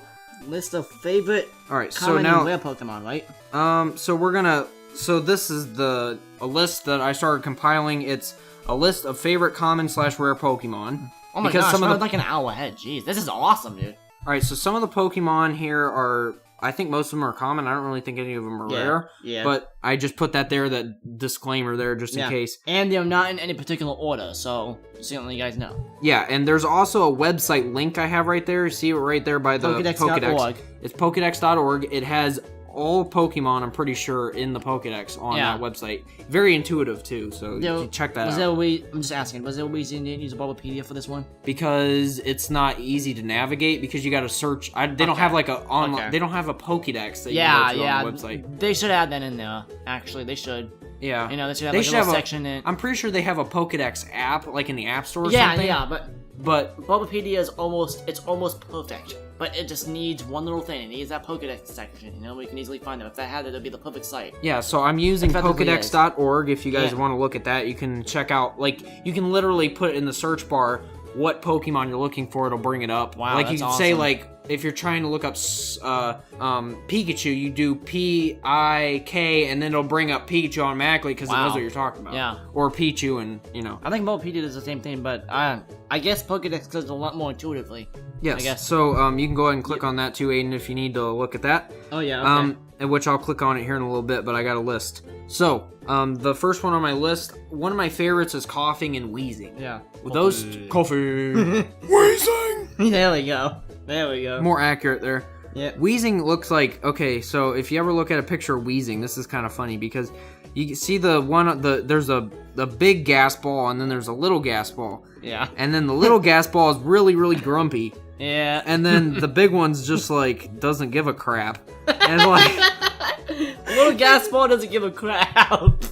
But the thing is, it's so funny because James is, from Team Rocket. James, his wheezing loves him so much, but it's so funny because they look grumpy all the time. But he absolutely loves James, Wheezing. Oh no, yeah, Wheezing would get upset that if he couldn't, successfully defeat like someone in battle, and he would get start crying and stuff. So it was really emotional. They look very dopey though. Because they look grumpy. I think they look more like dopey. Yeah, because the cutest thing about it was that James got Wheezing as a coughing, and he raised him as a little baby, got mask all the time, probably. Jeez, because coughing is so cute because he's so smiley ball of gas.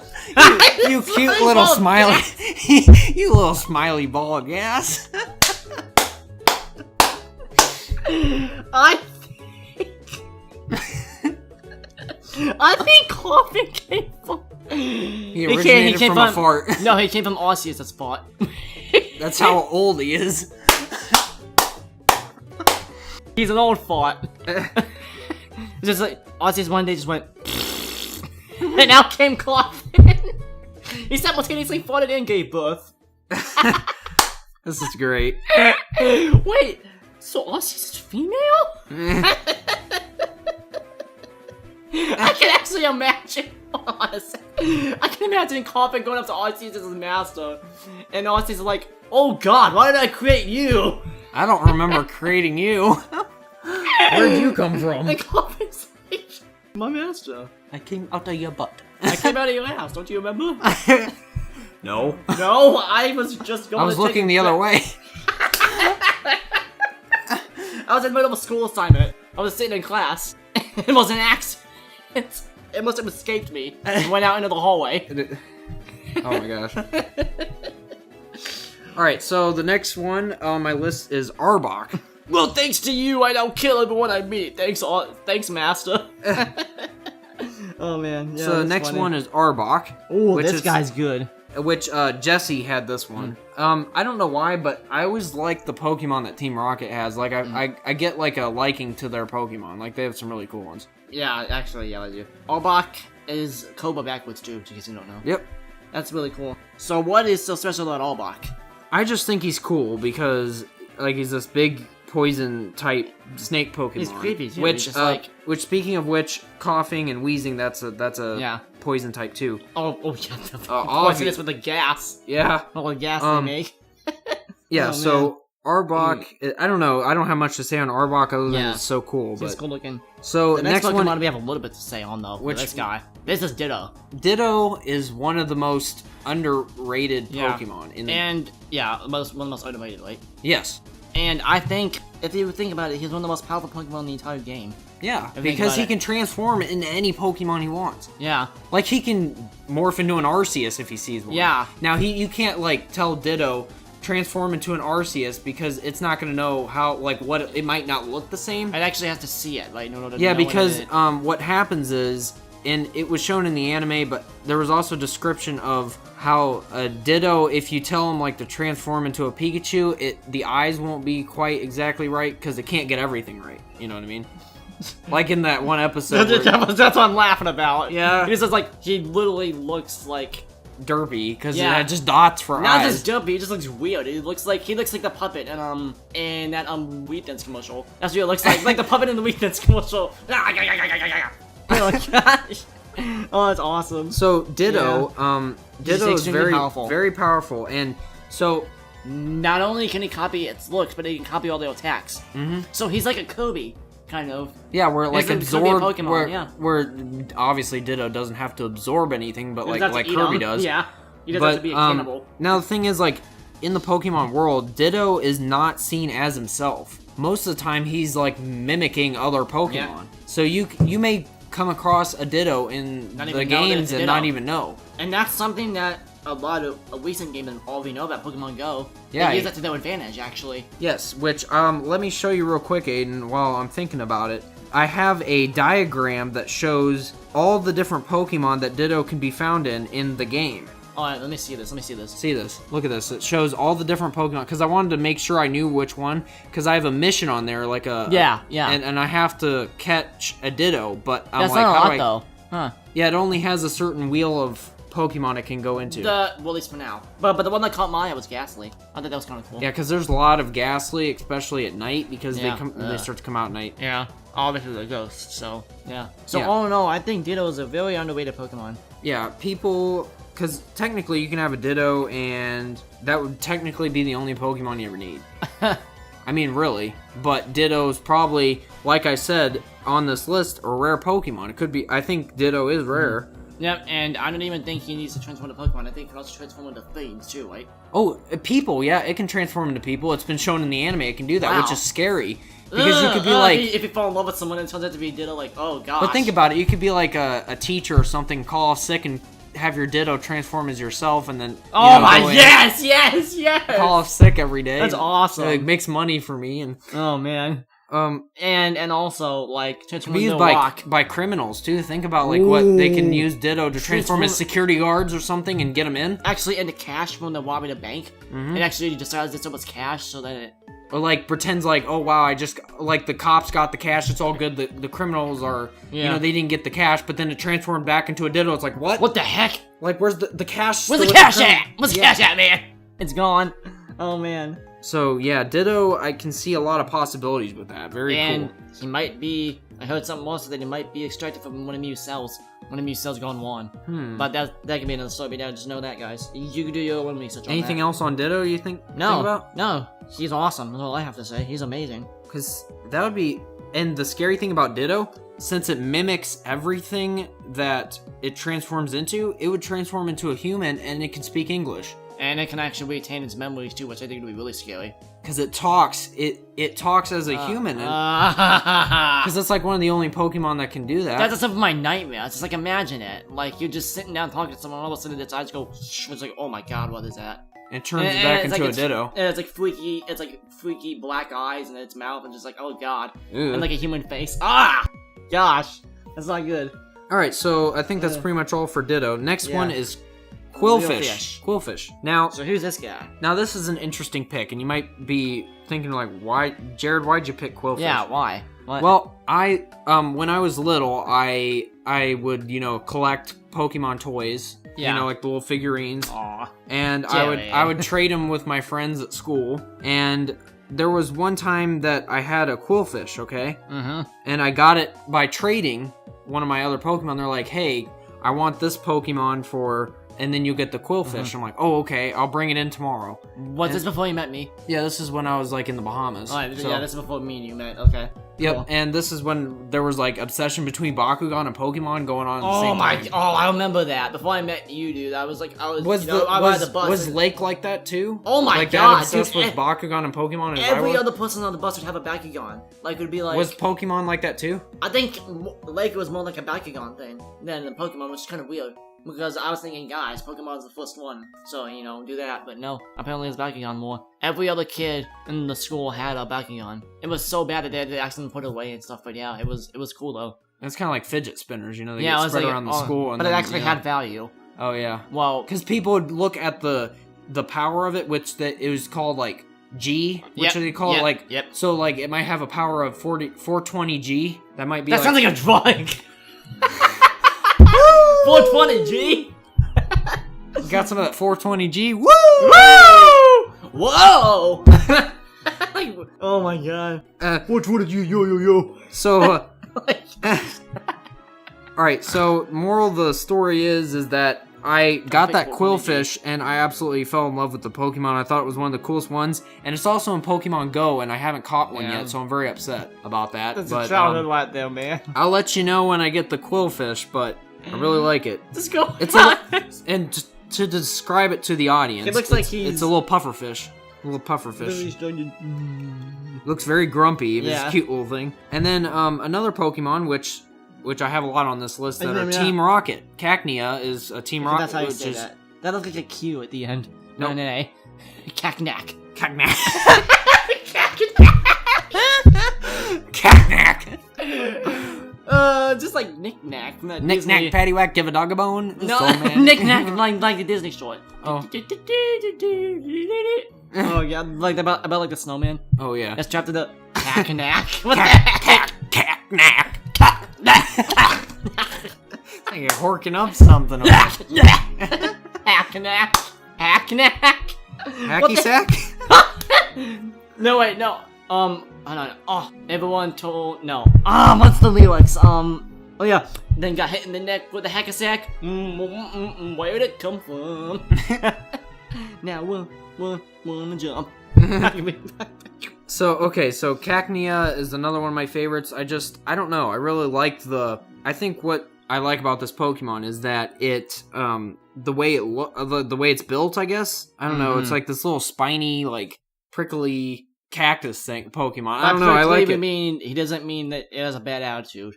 That he's mean. It just means it's actually prickly. It can literally poke you and hurt you there. Yeah. So yeah, I really like that Pokemon. And James had that. Yeah. Oh, he looks awesome. He looks like a giant cabbage. He looks like a cabbage. Oh, I never really thought about that. But. Wow. Anyways, the next one, Aiden, is... Sevapour, I think. No, Seviper. Sevapour! Sevapour! I'm getting all these ones! I thought the last one was Cacnea. You're doing really bad today, Aiden. I don't know what is going on with you. Sevapour! Sevapour. It's Sevapour! You're completely off. Sevapour! Sevapour. That sounds like someone from Spain. Something they would call it. Here they have the Sevapour today. Oh my gosh. Ole, ole. Oh my god, Sevapour. Alright, so Seviper. I can't believe I said that. Oh my gosh, that's great. So the reason why I like this Pokemon is that I don't know, I like the snake Pokemon in the game. Yeah. And I like the way its tail looks. I don't know, something about like that. And it like goes out and like slashes them. Yeah. Like it uses like poison jab, I think is what it's called, and it uses its tail to, poison the other Pokemon and also cause damage. Now, the next one is interesting because it has a city or a town tied to tied to these Pokemon. Yes! Aiden has been wanting to talk about this forever, so I could not leave it out of the notes. Yes, please. So Haunter and Gengar. This is awesome. Oh, I also want to mention that Ghastly is one of the Pokemon too, but I just wanted to put these two because these are my favorites. Just like Green Lantern. We don't talk about that. Yeah. No, actually, I do like Ghastly, but not as much as Gengar and Haunter. I still can't believe I freaking said Sevapour. What the heck is wrong with Okay, so we're gonna go in a little bit of depth here. Before moving on to the next Pokemon. Yeah. So these two Pokemon. Aiden, you want to go ahead? Click on the link. Yeah. These two Pokemon can be found in Lavender Town. Oh yes. Which is originally in the Red and Blue games. Yes. And I'm gonna go on a little bit of a tangent here, explaining something else too. But first off, Joe, do you want to talk about the town, and then I can talk about something? Sure. Like the basic biography of the town, or no, a real life thing that we talk about it afterwards. You just want to talk about the town really quick? Oh, you go ahead. This is something you want to talk about. All right. Like this is what. This is a real life thing. There's this little legend going around that's something that might be real. It's called Lavender Town Syndrome. Have you heard about this? Yeah. This is basically the story that back in the 90s, these kids, I guess 100 of them, was said to... Now, I think this is just a story. It's been around a lot of creepypasta sites, but no one knows if it's real. I mean, I think it might be, just because of how real it is, but there were these kids back in the 90s that got Pokemon Red and... Yeah, Pokemon Red. The original games. And they played it, right? And there was this hidden tone in the game, it was said to be. And... Dun. Yeah, but it was like a high pitched like and like only the kids could hear. Oh, you mean the original audio of the song? Yeah, the original audio of it. Yeah, they listened to it before they changed it. Yeah, and it drove them insane. It said that they would like slit their wrists and stuff. They would go insane. They would get like really bad headaches. To the point where they would puke, and in the most extreme cases, they would commit suicide. Oh gosh. Yeah. Are these actual reports, or is this like something There's said to be some reports which they've never been found, but I mean, I don't think they've been found because we live in the U.S., These are all people in Japan. About Japan? Yeah, these are all kids in Japan that did this, yeah. Oh, And they said it was so bad that... Now, here's why I think it's real. Well, some people think it might have been a story. They actually did pull the games off the shelves. Really? And they did change the song. That's just... In order to compensate for, I thought it was because of the headaches that it was. That's what they said. Though. I don't think Japan would put that out there that these kids committed suicide, I don't think they would say that, Because then that would take away the sales of the game. Oh, yeah, obviously. No one would want to buy the game. It's some very creepy stuff, dude. It's like like, I'm wondering, why did they put that in the first place? Did they mean to? No, I don't think they did. They didn't realize the effects that it would cause. They would not do that on purpose, Aiden. Are you sure? I'm sure. Even with the government they have, they wouldn't want to try Aiden, this would be tied to Nintendo, too, because it's Game Freak and Nintendo, this is what they work on together. You don't think there was a psychopathic, programmer that wants to say, hey, I want to kill kids, so I put this... Do you think Nintendo would do that? No, not Nintendo. Freak? No, not the companies, no. But one little person at their desk at night looking like everyone else decides, hey, you know what? Since he's morbid, I'm gonna kill some kids. So he puts it in there when no one else notices it, you know? But Aiden, how do you think that they would know that noise would cause issues? Like, how did they know that that would cause suicide? Only the one dude would. That, put it in there. No one else, That's what I'm saying. No, I mean, how did that guy know that sound would cause the effects it did? Because people can actually... Do you know what this thing called binaural beats are? Mm-hmm. You can actually have effects on the mind with each one. Like, there's this one called brown noise, which is kind of disgusting, but it makes actually someone want to feel like they have to go to the bathroom. There's one called white noise, where it makes them, when it makes them sleepy. Like, they have different effects, and he probably studied these effects and was like, you know what?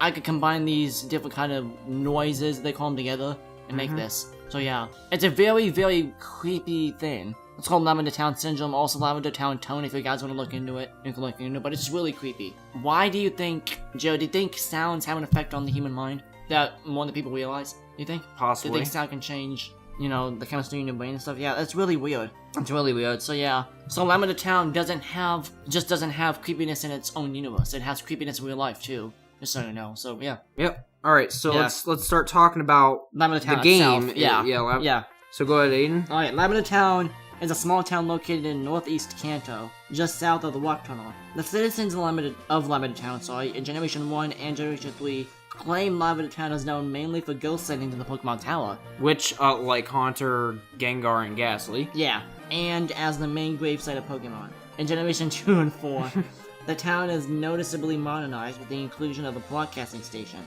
What? That's weird. Which makes it even more creepier because... What the heck is it broadcasting, first of all? Like a radio station? Yeah, but what is it broadcasting though? What's the content shows that it's making? and like radio shows, and I don't know if it's... Broadcasting, I would have to... signals?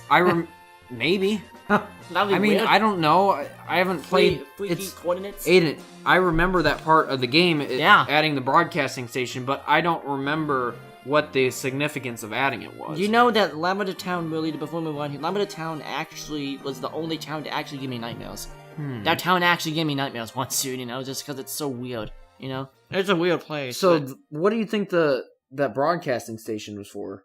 Do you think it's just like a regular station, and then maybe like the ghosts are signaling out like things from the station? Maybe it's an obituary. Naming what Pokemon died today, That'd be a very boring station. I wouldn't want to listen to that. That'd be very morbid, but that makes sense though. There's a place of death. Yeah. And aren't the citizens of that place always very depressed? Right? Aren't they known for always being depressed? I'm not sure. And being creepy and depressing. In the Leaf Green Fire Red, you go into the tower, Pokemon Tower. Mm-hmm. That's where there's a lot of burial sites of different Pokemon that died, and you go in there. There's people mourning the death of their Pokemon. Usually, not fainted, died.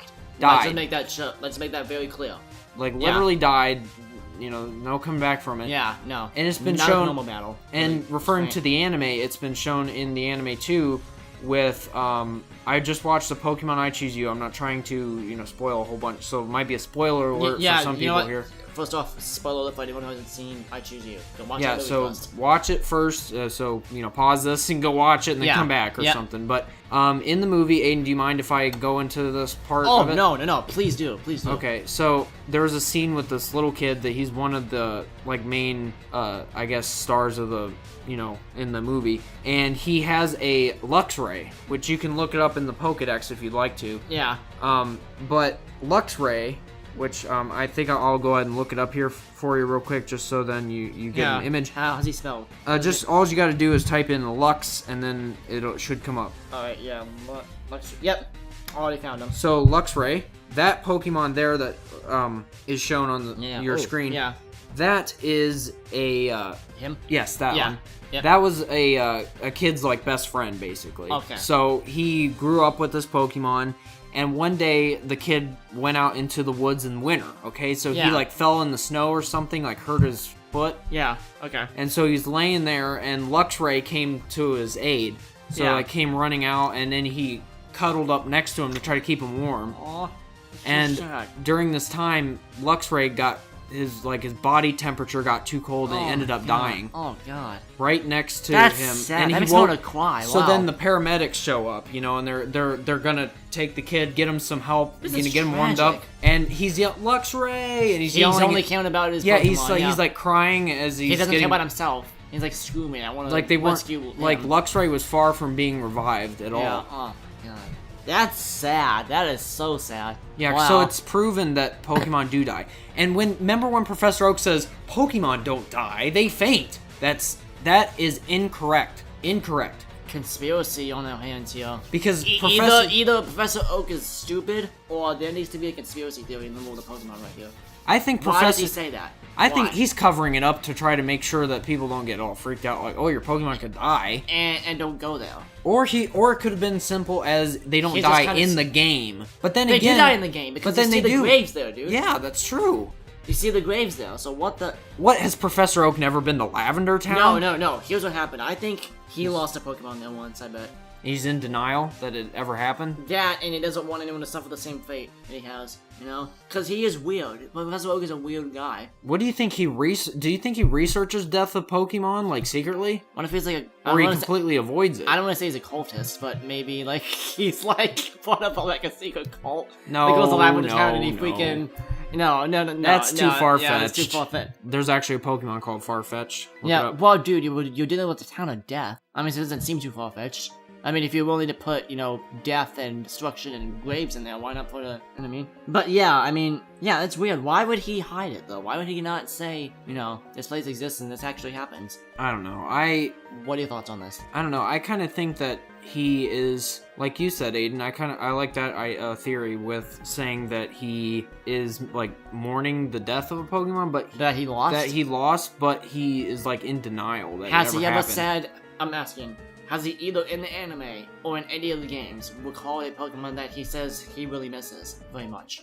He just implies he missed him. He doesn't say anything about it dying or anything. I don't He just- remember, but then again, there's been so many times that Professor Oak has appeared in the anime. Yeah, you haven't really paid attention, even yeah. later on in recent series, he showed up a couple times, Yeah. video chat with Ash or something. Yeah, but yeah. What about in the games? Has he anything in the games? I don't know. That he No, lost anything? Lost a Pokemon? Lost he a doesn't family he doesn't member? mention death other than saying they don't die, they faint. Okay. But why would he say something like that when it clearly happens in the game? Does he say that he's been all over the world? He says that too, right? He says he's been all over the Pokemon Yeah, he world. travels. So he's had to go to Lavender Town then. He's had to. There's How? no way that he can just skip.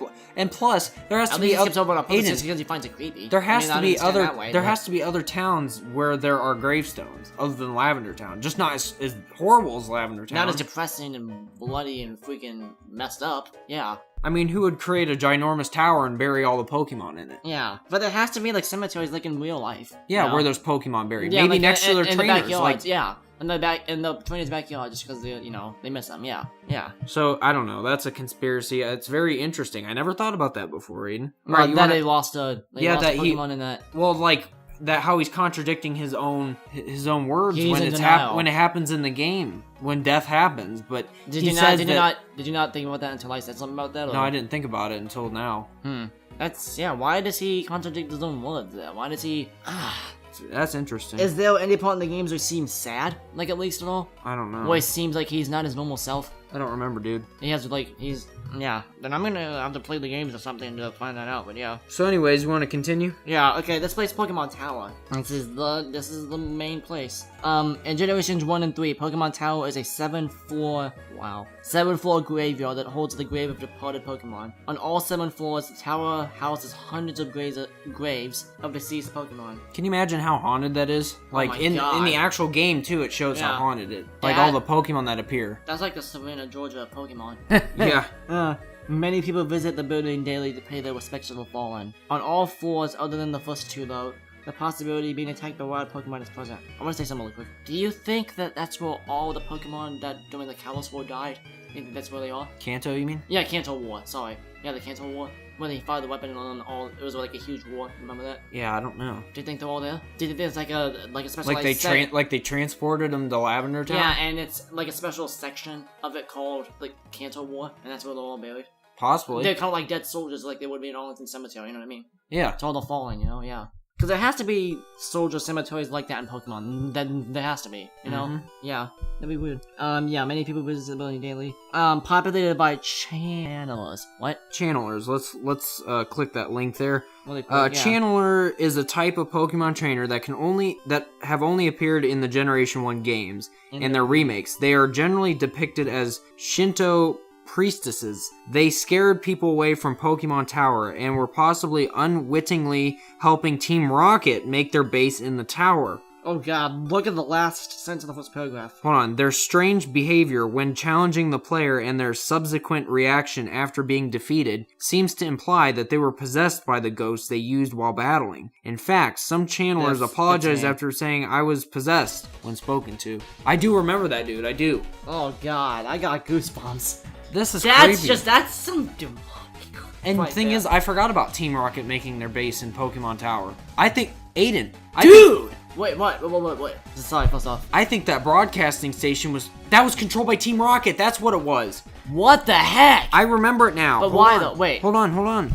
I gotta look up Pokemon. No. Oh my god, this is crazy! Broadcasting station. We gotta look this up. Yeah, oh now. my god. We have to right now. Alright, I'm looking it up currently. This would make sense for Team Rocket as such an evil. Dude, has Jesse and James ever stepped foot in Lavender Town? That I don't know. I think they'd be too scared to, right? Probably. But Giovanni, he chose to put their base there. One of their bases. Okay, this is weird. Okay, so in Heart Gold and Soul Silver, I seem to realize, this is off of Reddit, which I just said I obviously wouldn't go there, but now I'm there now. Just make it quick. That the old Pokemon Tower had been replaced with the new addition. Puzzled, I wondered why they would replace such a landmark in memory from my old days of playing Pokemon Red. To all the Redditors out there, I want to know your reasons for why they got rid of the tower. Was it Giovanni? Is there a dark secret behind the destruction of the graveyard? And then there's a response that says, I believe they planned on moving Pokemon Tower to Vermilion. Why? Where the infamous man and his Machop have been stomping the base for years. Giovanni funded the radio tower, like I said, Team Rocket. That's what I just was wondering about. In Lavender Town and paid off Mr. Fuji, but once the radio tower was built and Giovanni and Team Rocket shut down, no money was there for the construction of the new Pokemon Tower in Vermilion. Oh my god. But during the stomping and pounding of the ground in Vermilion, the man and his Machop went too deep, and fell through the ground into Diglett Cave and lost their lives. Some Pure of Heart trainers can allegedly see the ghost of the man and his Pokemon. Which, if I remember, the broadcasting tower was controlled by Team Rocket and Giovanni, yeah. Yep. So what does that tell us? Well, that answers my question as to why they added the broadcasting station. Yeah, but... Because it's been so long since I played that game, so I didn't remember that. That was now like a revelation. It's coming back to me, so... Okay, question here, though. I think it's like Nazis, you know, like they're like... Well, yeah. Like on-screen propaganda, like but why over radio. Why Lavender Town? Why not any other town? Why do they choose Lavender Town? You know? Heartless is what it is. I don't think so. I think I'm gonna blow your mind again, dude, with another thing, just like the Professor Oak thing. I mean, because Team Rocket is what? They're evil. Mm-hmm. And if you're evil, and you know about a town that deals with death, destruction, and, you know, pain, you're naturally attracted to a town like that. Yeah. You know what I mean? That's why they built it there. I mean, that makes sense, you know? Exactly.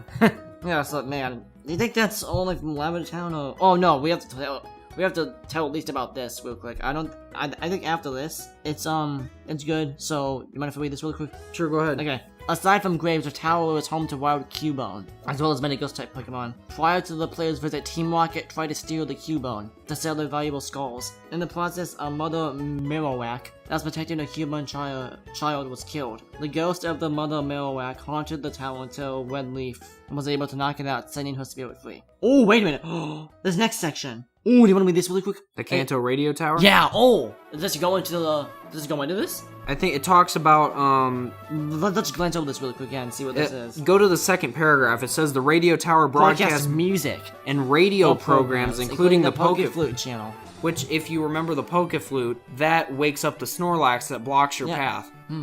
Interesting. So the Birdios and Poke of Kanto. After restoring power to Kanto by fixing the generator, the Kanto power plant, This doesn't make any sense! Dude, this doesn't make any sense. I thought the radio tower was Team Rocket. And this is saying that it's... It might be something different. No. There's only one radio tower, right? It's Team Rocket's radio tower. It has to be. Wait a minute. Isn't it secretly controlled by Team Rocket? Maybe it's like a cover-up thing, yeah. I'm pretty sure, because I know for a fact that Team Rocket controlled the tower, like it just said. Yeah. So I think what it is, they're leaving out a fact. They're saying that Team Rocket is covering it up by making it a regular radio station, when it's really a base.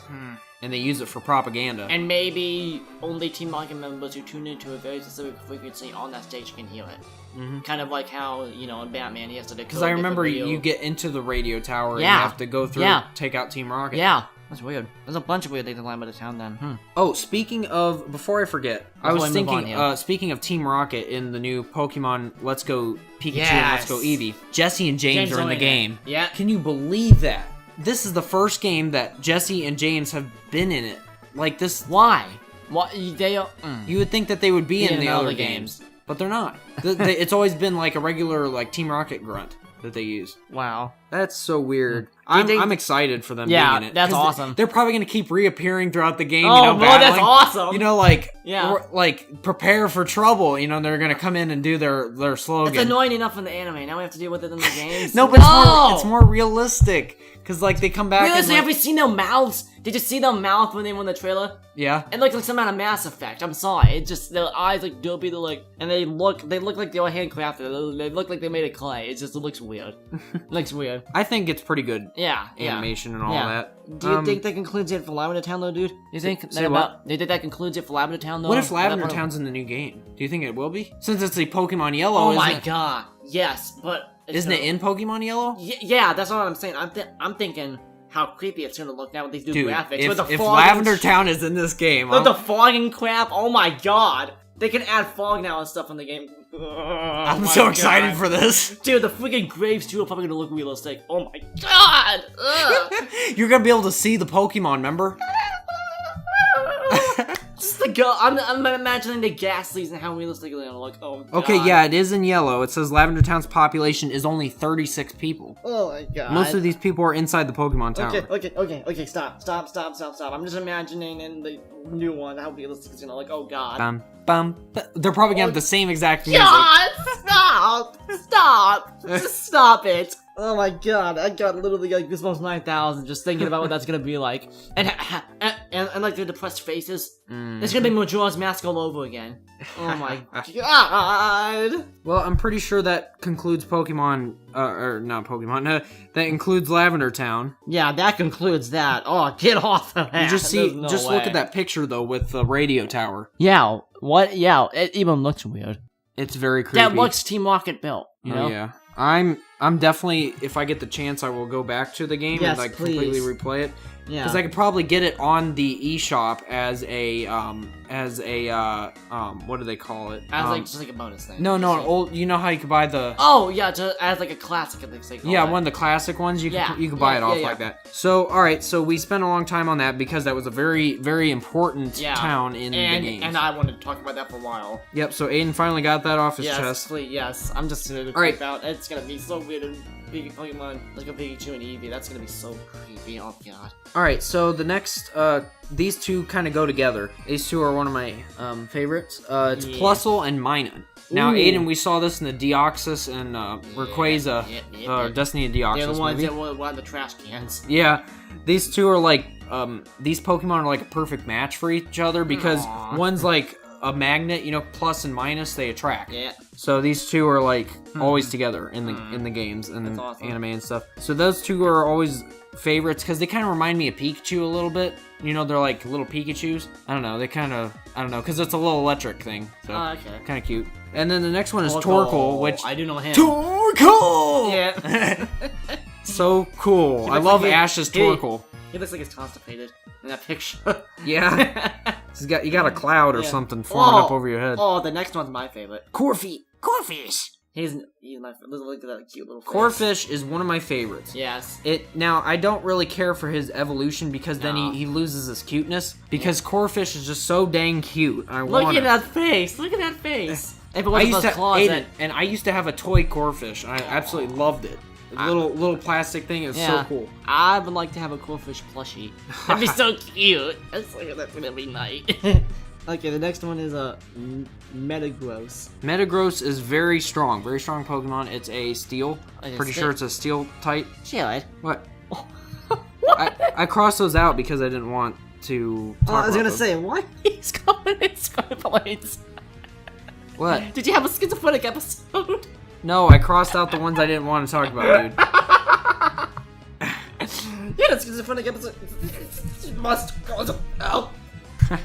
I'm just kidding, dude. It's fine. So Metagross is very, very, very powerful. Oh, here comes the next one. Oh, and do you know something else about Metagross? What? It mega evolves. Do you know that? Yeah, that's really meta. Meta. So what's the next? What's the next two that I have on there, Aiden? Another one of my favorites. Beezo and Floatzel. Buizel. Buizel, sorry. I've been getting... Floatzel. I think Floatzel. Yeah. Yeah, how you pronounce it. Oh, for 14. Yeah. You're a struggling. Yeah. And yeah, what is it about these Pokemon? They're just... yeah, I don't know. I think they're really cool. It's just I found a liking to it. They're water types, by the way. These are from the... They look like fire. Nope, they're water. They're from... Because you see the little float thing around its neck? Yeah. That's like helps it stay above the water, I guess. Okay. Or helps it... I don't know. Yeah. I guess stay above the water. Okay. And, but they're from the,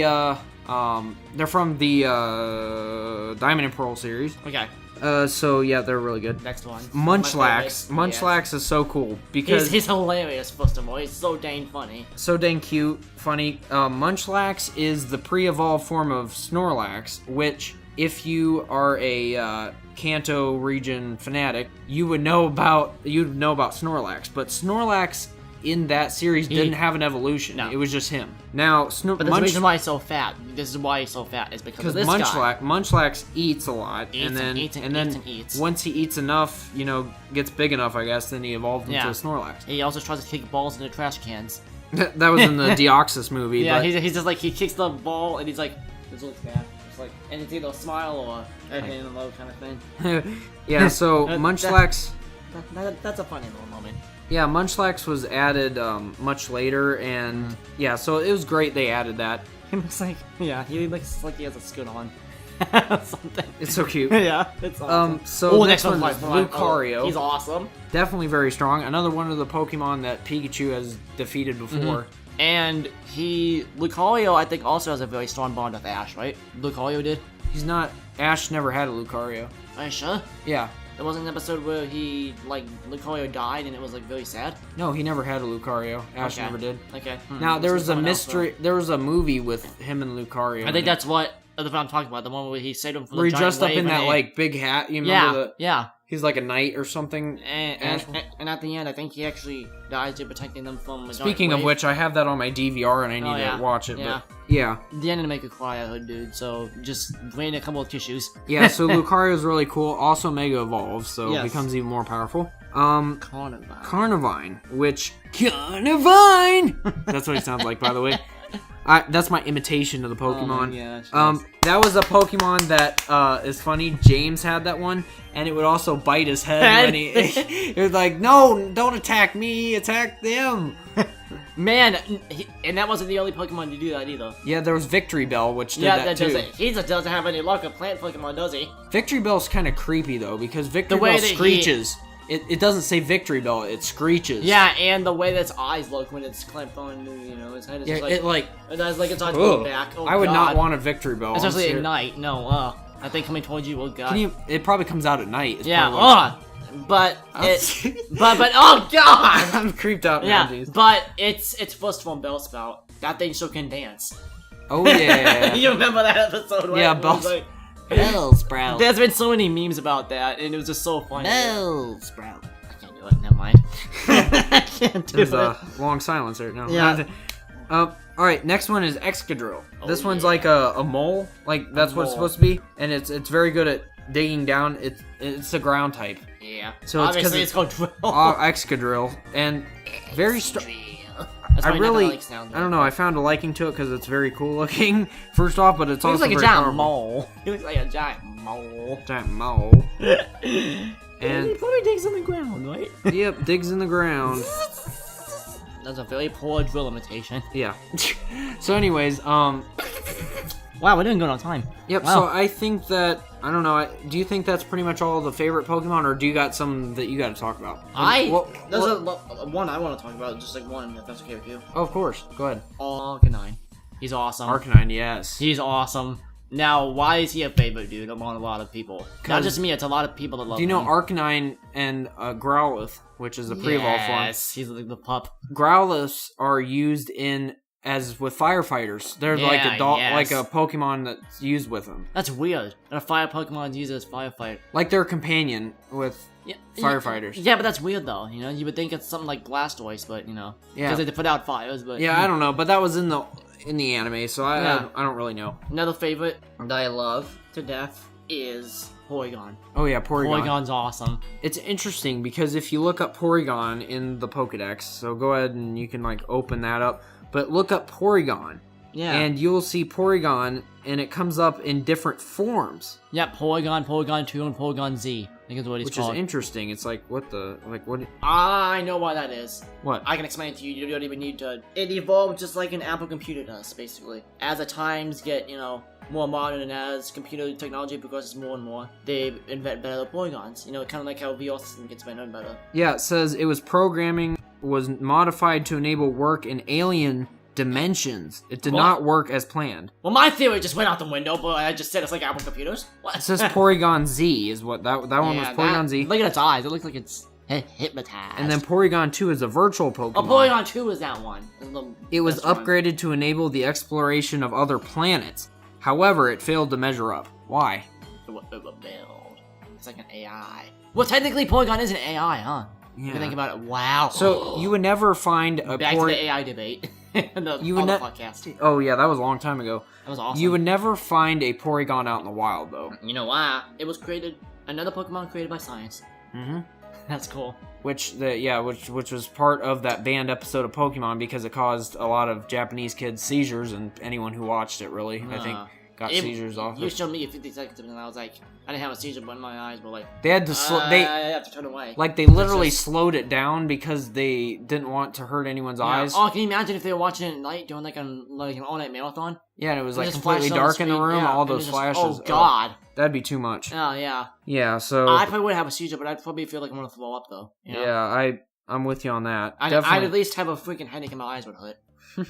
Yeah, so I think that's pretty much it. And any other ones you want to talk about? No, you, Jude? Nope, I think I'm good. Alright, time to move on to the Weekly Geek Week! Woo! Alright, so, Jude, what are we gonna talk about right now? This is it's something really cool. Mm-hmm.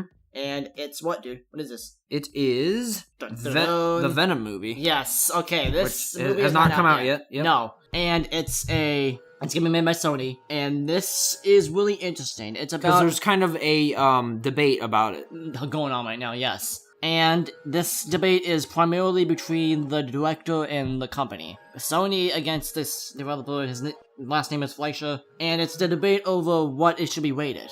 Mm-hmm. Now, Sony reportedly wants Venom to be PG-13 and not rated R. Oh. So there was a report that came out 2 days ago that it's basically saying that they want it to be rated PG-13. And as I said, so Sony is wanting it to be rated PG-13. In just a couple of months, the studio will unveil the first of their planned films featuring their stable of Spider-Man characters. While Peter Parker himself helps shepherd the Marvel Cinematic Universe into Phase 4, Sony is going through the War Colors Rogues Gallery to produce various spin-offs, kind of like how Teen Titans Go does with Teen Titans, you know? Right. Yeah. And in addition to Venom, they're also developing movies for Morbius. He's a vampire, basically. He's freaking cool. And Kraven the Hunter, among others. Ever since Venom was announced, one of the biggest questions surrounding it is its connection to the MCU. Eddie Brock, of course, is one of Spider-Man's most famous antagonists, obviously. Mm-hmm. So it would be surprising if they never cross paths on screen. It's already been confirmed Venom will act as a standalone film and not have any explicit ties to the larger shared universe Marvel Studios has put together. But that doesn't mean the higher ups at the studio aren't thinking about such a possibility down the line, which basically is saying what, bud? In what, Jared? That they are thinking of... They're thinking about maybe doing it on its own just to see how popular Venom is. Mm-hmm. And then if he's as popular as they would hope, then they're going to add him into the cinematic universe. Yeah, MCU. And, yep. And you think that's a good thing because it introduces him to a wider audience, right? Yes. It adds more... Because people... If you say if you added it for some reason, it got into an Iron Man thing, you know? Yeah. Somehow the Venom met up with Iron Man. Yeah. People would be like, everyone loves Iron Man. Oh yeah. I mean, some people are annoyed with the character, but that's, you know. He's awesome, dude. His humor's amazing. I know. I'm just saying some people are annoyed with him because he's like so cocky and all that. Yeah. But so everyone generally likes Iron Man, so they're gonna want to see if they did come out with another Iron Man movie. Iron Man 4, he's fighting Venom. Yeah, that'd be weird. Yeah, it would be very weird, odd mix, but hey, if they bring it there, it'd bring a lot of attention to Venom, and then people would be like, wow, this guy's really interesting, you know? And Venom's one of the most famous Marvel villains ever, so I don't know why they didn't give him his own film to be. But I feel like he's kind of been forgotten, though, because, he hasn't been in any movies recently. Yeah, he hasn't been in any movies since Spider-Man 3. Yeah. And we all know that was at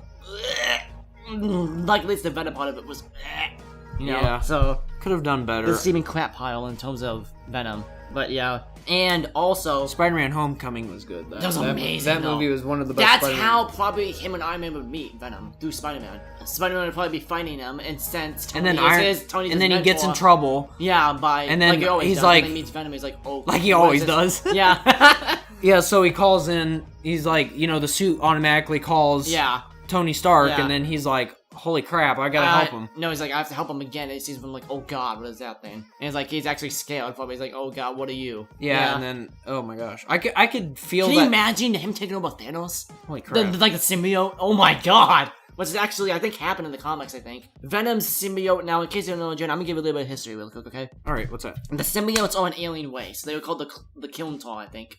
Kilntar, one of them. And they come from a planet. Now, the Venom symbiote, the symbiotes, they're so intelligent that they can communicate with each other. Mm-hmm. And they form civilizations and stuff, you know, using their symbiote powers, obviously. But the Venom symbiote was so insane. Now, the symbiotes in themselves are very violent, you know? They hate, they kill everything. But this is what scares me about the Venom symbiote the most. The Venom symbiote is so violent and insane that it was banished by its own race. Wow. Because it was so violent and so insane. So you have to think, how powerful is this symbiote and how deranged is it, you know? Very powerful. So, well, they banish it off its own planet. Mm-hmm. And then its planet exploded, and all the symbiotes came to Earth in forms of clinging itself to meteor rocks that fell from space. Yeah.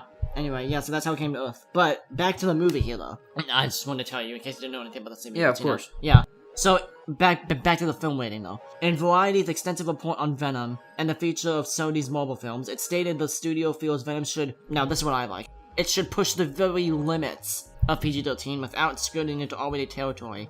In theory, this is what you were saying, Jared. Mm-hmm. In theory, this would make it easier for Tom Hardy's Venom to cross over with Tom Holland's Spider-Man and the rest of the MCU, as those films fit neatly into the four-quadrant confines of PG-13. This shouldn't be taken as confirmation. This shouldn't be taken as confirmation that Venom will be integrated into the MCU, but it sounds like that's a possibility if this fall's film is successful. Yeah. Right. While viewers... Oh no, there's one more thing. While viewers would be excited to see Venom battle Spider-Man, this news is likely to displease a few fans. Some were hoping for Venom to be a bit more adult-oriented, especially after Deadpool and Logan proved there was a viable market for R-rated superhero films. Plus, the new Venom trailer included 2 moments where the title character explained how he was going to eat his victims alive. It would be a shame if the final product offered a watered-down version of that, eschewing horror-influenced violence and gore in favor of something with more mainstream appeal. Of course, there's always a chance it could be executed effectively, but Sony has attempted to interfere with Marvel movies before. It's true. And the results weren't great. Hopefully Venom isn't another Spider-Man 3 or Amazing Spider-Man situation, which was what I was talking about. Yeah. Yeah, one last thing, sorry. It is worth pointing out that Venom has not been officially rated by the MPAA, so that's good. And there were rumors last year the film would be rated R. Granted, those plans could have changed over the course of development, so it remains to be seen what will happen. Alright, but the biggest priority is just to make sure it's a good movie and it fits with audiences. Yep, like I said, I think that, there's benefits to having it a PG-13 movie. Yeah, such as bigger audience and, more mainstream appeal. Easier ways to, like it said in the article, easier ways to tie into other existing movies and other characters. Yeah. Because you don't want to have a Spider-Man in a rated R movie. Like, no. You know, so it's... No. Yeah. No, not at all. So I think PG-13 is good because it can push the limits. They can still push it. Yeah. And still get that 13 rating instead of getting the R. Yeah, and think of movies like Dark Knight Rises. Mm-hmm. Like, that movie's very dark, and it's PG-13. They find a way to make it psychologically dark. Yeah, so but they push the limits, right? Yeah, and they can find ways to maybe not make it a goy, but, like, go into the psychological terror that comes with being attracted to a symbiote. Mm-hmm. Like, all the visions he has and crap, you know, all the insanity that he goes through. Yeah. Which that wouldn't require any gore, so that'd be kind of cool. Yeah, so I think that concludes it for the Venom part of it. Now, Jared, I know this is something that you were excited for since you found out about this. What is this, dude? So, like we mentioned in the previous Weekly Geek Freak, the last podcast we did, we mentioned something about VR gaming and whether that was taking off or not. Yeah, and you said something about Nintendo. They said that they're gonna wait to see. Yeah, they're gonna wait for PlayStation. Yeah, they're gonna wait. Well, they in general because they want to wait to see if VR is really there yet, because they don't want to invest in something and it fail again, like the VR headset that Nintendo came out in the 90s, because you don't want that fail to happen again, because that was a big waste of money for Nintendo, and they're like, oh my gosh, that was horrible. Yeah. You know, the design of it was bad and all that, but, you know, you gotta remember it was too early for VR. It was in the 90s, yeah. They were just... The only time in the 90s that the VR was being used was by the military. Yeah. Because they didn't know that, so yeah. So there's rumors going around that Nintendo... Which is funny, because it's like we just talked about it, but Nintendo is possibly dabbling in VR now. In a VR mode. Okay. And, you know, you kind of wonder, like, how in the world does the Nintendo Switch going to have VR? How is that going to Because it's just... It's not so much that it's like it can't handle it or anything. It can. Yeah. But what I'm saying is that the design of the console... The build of it and how's it going to... Yeah. Yeah, I don't know, because you can't really play, like, mobile on a train, you know, play VR on a train, because you can't do... Well, they come out mobile headsets, the VR, but, like, they'll... That'd be kind of hard to do, though. And plus, the power was not there.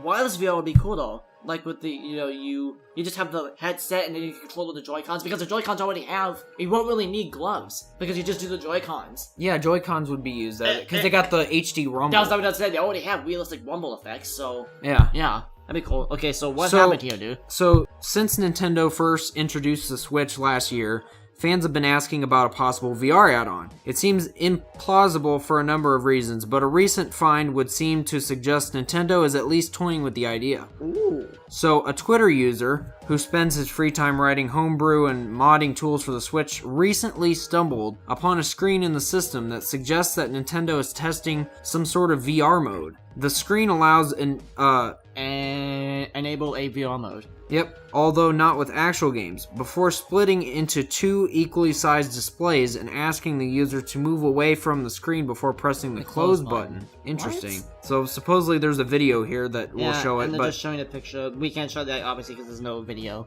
Yeah. We don't have video cam, but yeah, that's interesting, huh? Yeah, so it does look legit.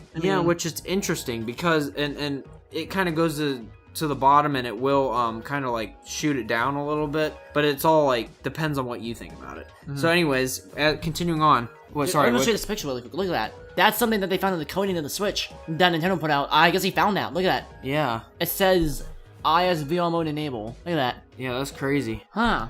So what else is it said about this, dude? So it says, as you'd expect, this sent the rumor mill surrounding Switch VR into overdrive, leading many to post similar findings and suggestion that Nintendo is looking at its possibilities here. Nintendo seems to have been toying with the idea for about a year now. In 2017, another Twitter user posted a code that was added to the system during the 3.0.0 update. The interesting part came from two separate lines. 50 and 51, which Aiden showed me just the picture now. Yeah. It says where it looked to have an option to enable VR mode. That said, it wasn't enabled, and Nintendo doesn't appear to have made any additional changes to that section of the code base. So supposedly right now it's just sitting there and it hasn't been used. This leads me to think of something. From when the Switch was first made, did they have it in there? Not until the 3.0 update. Okay. Yeah, just yeah, okay, yep. So, as for what? Yeah. As for whether we'll see a VR mode on the Switch, the answer, at least for now, is no. Doggone it. I mean, obviously Nintendo would, release that information in like a Nintendo Direct, and they'd be like, we have a big announcement. Yeah. But they have not announced anything. Right now they got that, what is the Nintendo Labo? They have that going right now. So that I don't think that VR would incorporate that. I think they would just use the Joy-Cons. Obviously, but I'm saying right now Nintendo's doing Labo, so I don't know if they might be working with it right now. Yeah. So it says that comes from Nintendo itself, which it has previously stated on multiple occasions that it is not interested in VR support. The company went so far as to suggest that headsets still weren't appealing to mainstream audiences, and that it had no desire to force the issue. A far more likely answer is a bit of a leftover code from the Android graphics API Nintendo adapted for the Switch's graphics rendering. As Game Revolution states, the system runs on a NVIDIA Tegra X1 SoC, the game's same system that powers the NVIDIA Shield Android TV and Google Pixel C, all of which run variations of Android. What? What? That basically says that the VR graphics is going to be not very strong. Because if you know anything about that, those cards aren't very powerful. That's basically the same kind of graphics they use in phones. So, do you think Nintendo will do that, dude? Do you think they make their own graphics card and you think they'll choose that? I don't want them to choose that, quite honestly. Come on, Nintendo. I mean, you guys are known for your creativity and going outside the box. You know, Jared? Mm-hmm. Do you think this would scar their company if they did this? If they decided to just go with this Wait, go into VR? No, not going to VR, but choose this system to build it on. This phone system. Do you think it would kind of scar them? Put it on the Switch? Yeah, like if they use the same kind of graphics that they use on phones, when you could make a graphics card that's really powerful, make it cool. I don't know, dude. I mean, you gotta, give Nintendo the benefit of the doubt. Yeah. Because they come out with great stuff all the time. They're on Cloud 9. So last podcast. So I assume that they'll come out with something good, even if it's a little bit less graphically powered, it's still going to be great. It's like you mentioned in the first one, you said that one of PlayStation's mistakes, and I agree with you wholeheartedly on this, because in the week that you made the podcast and recording tonight, I was thinking about it, dude, and I was like, you know what, you're right, Jared, you're right. PlayStation really has not really been that all creative, and other than their games, they haven't really been that creative. Like on the console itself, right? They're not, they just want it to be more powerful. They just want to beat Xbox, Yeah. And we don't even know what Xbox is. They're somewhere out in left field somewhere. Yeah. They're somewhere out left field dropping balls. So. Yeah. Yeah. So, I think that's pretty much it on Nintendo Switch's information on VR. That's just a rumor right now, so if any more information comes out about that, we'll give it to you. I'm sure Aiden will let me know. And I told him about this tonight. Yeah, so. I actually got surprised. I'm like, oh, wow, really? Yeah. Okay, so... do you think that concludes it for tonight's podcast? Yep, and don't forget to subscribe to our channel. Yep. All right, guys. Oh, yeah, don't forget... We are available on Apple Podcasts as well. Thank God you mentioned that. I was about to forget about that. Yeah, so definitely follow us on there if you want, and you can just download our podcast right on your phone instead of having to worry about, using the internet on YouTube. Yeah, that's a real good thing because it automatically connects, so you don't have to go, where is their podcast? Yeah, I can't find it. And it can be right there on your phone, easy access, better than YouTube. Yeah. So if you're into that. So please, like and subscribe our video and give us some comments and let us know how we did. Yep, and this has been a conclusion of Off the Good Podcast. See you next time, guys. See ya.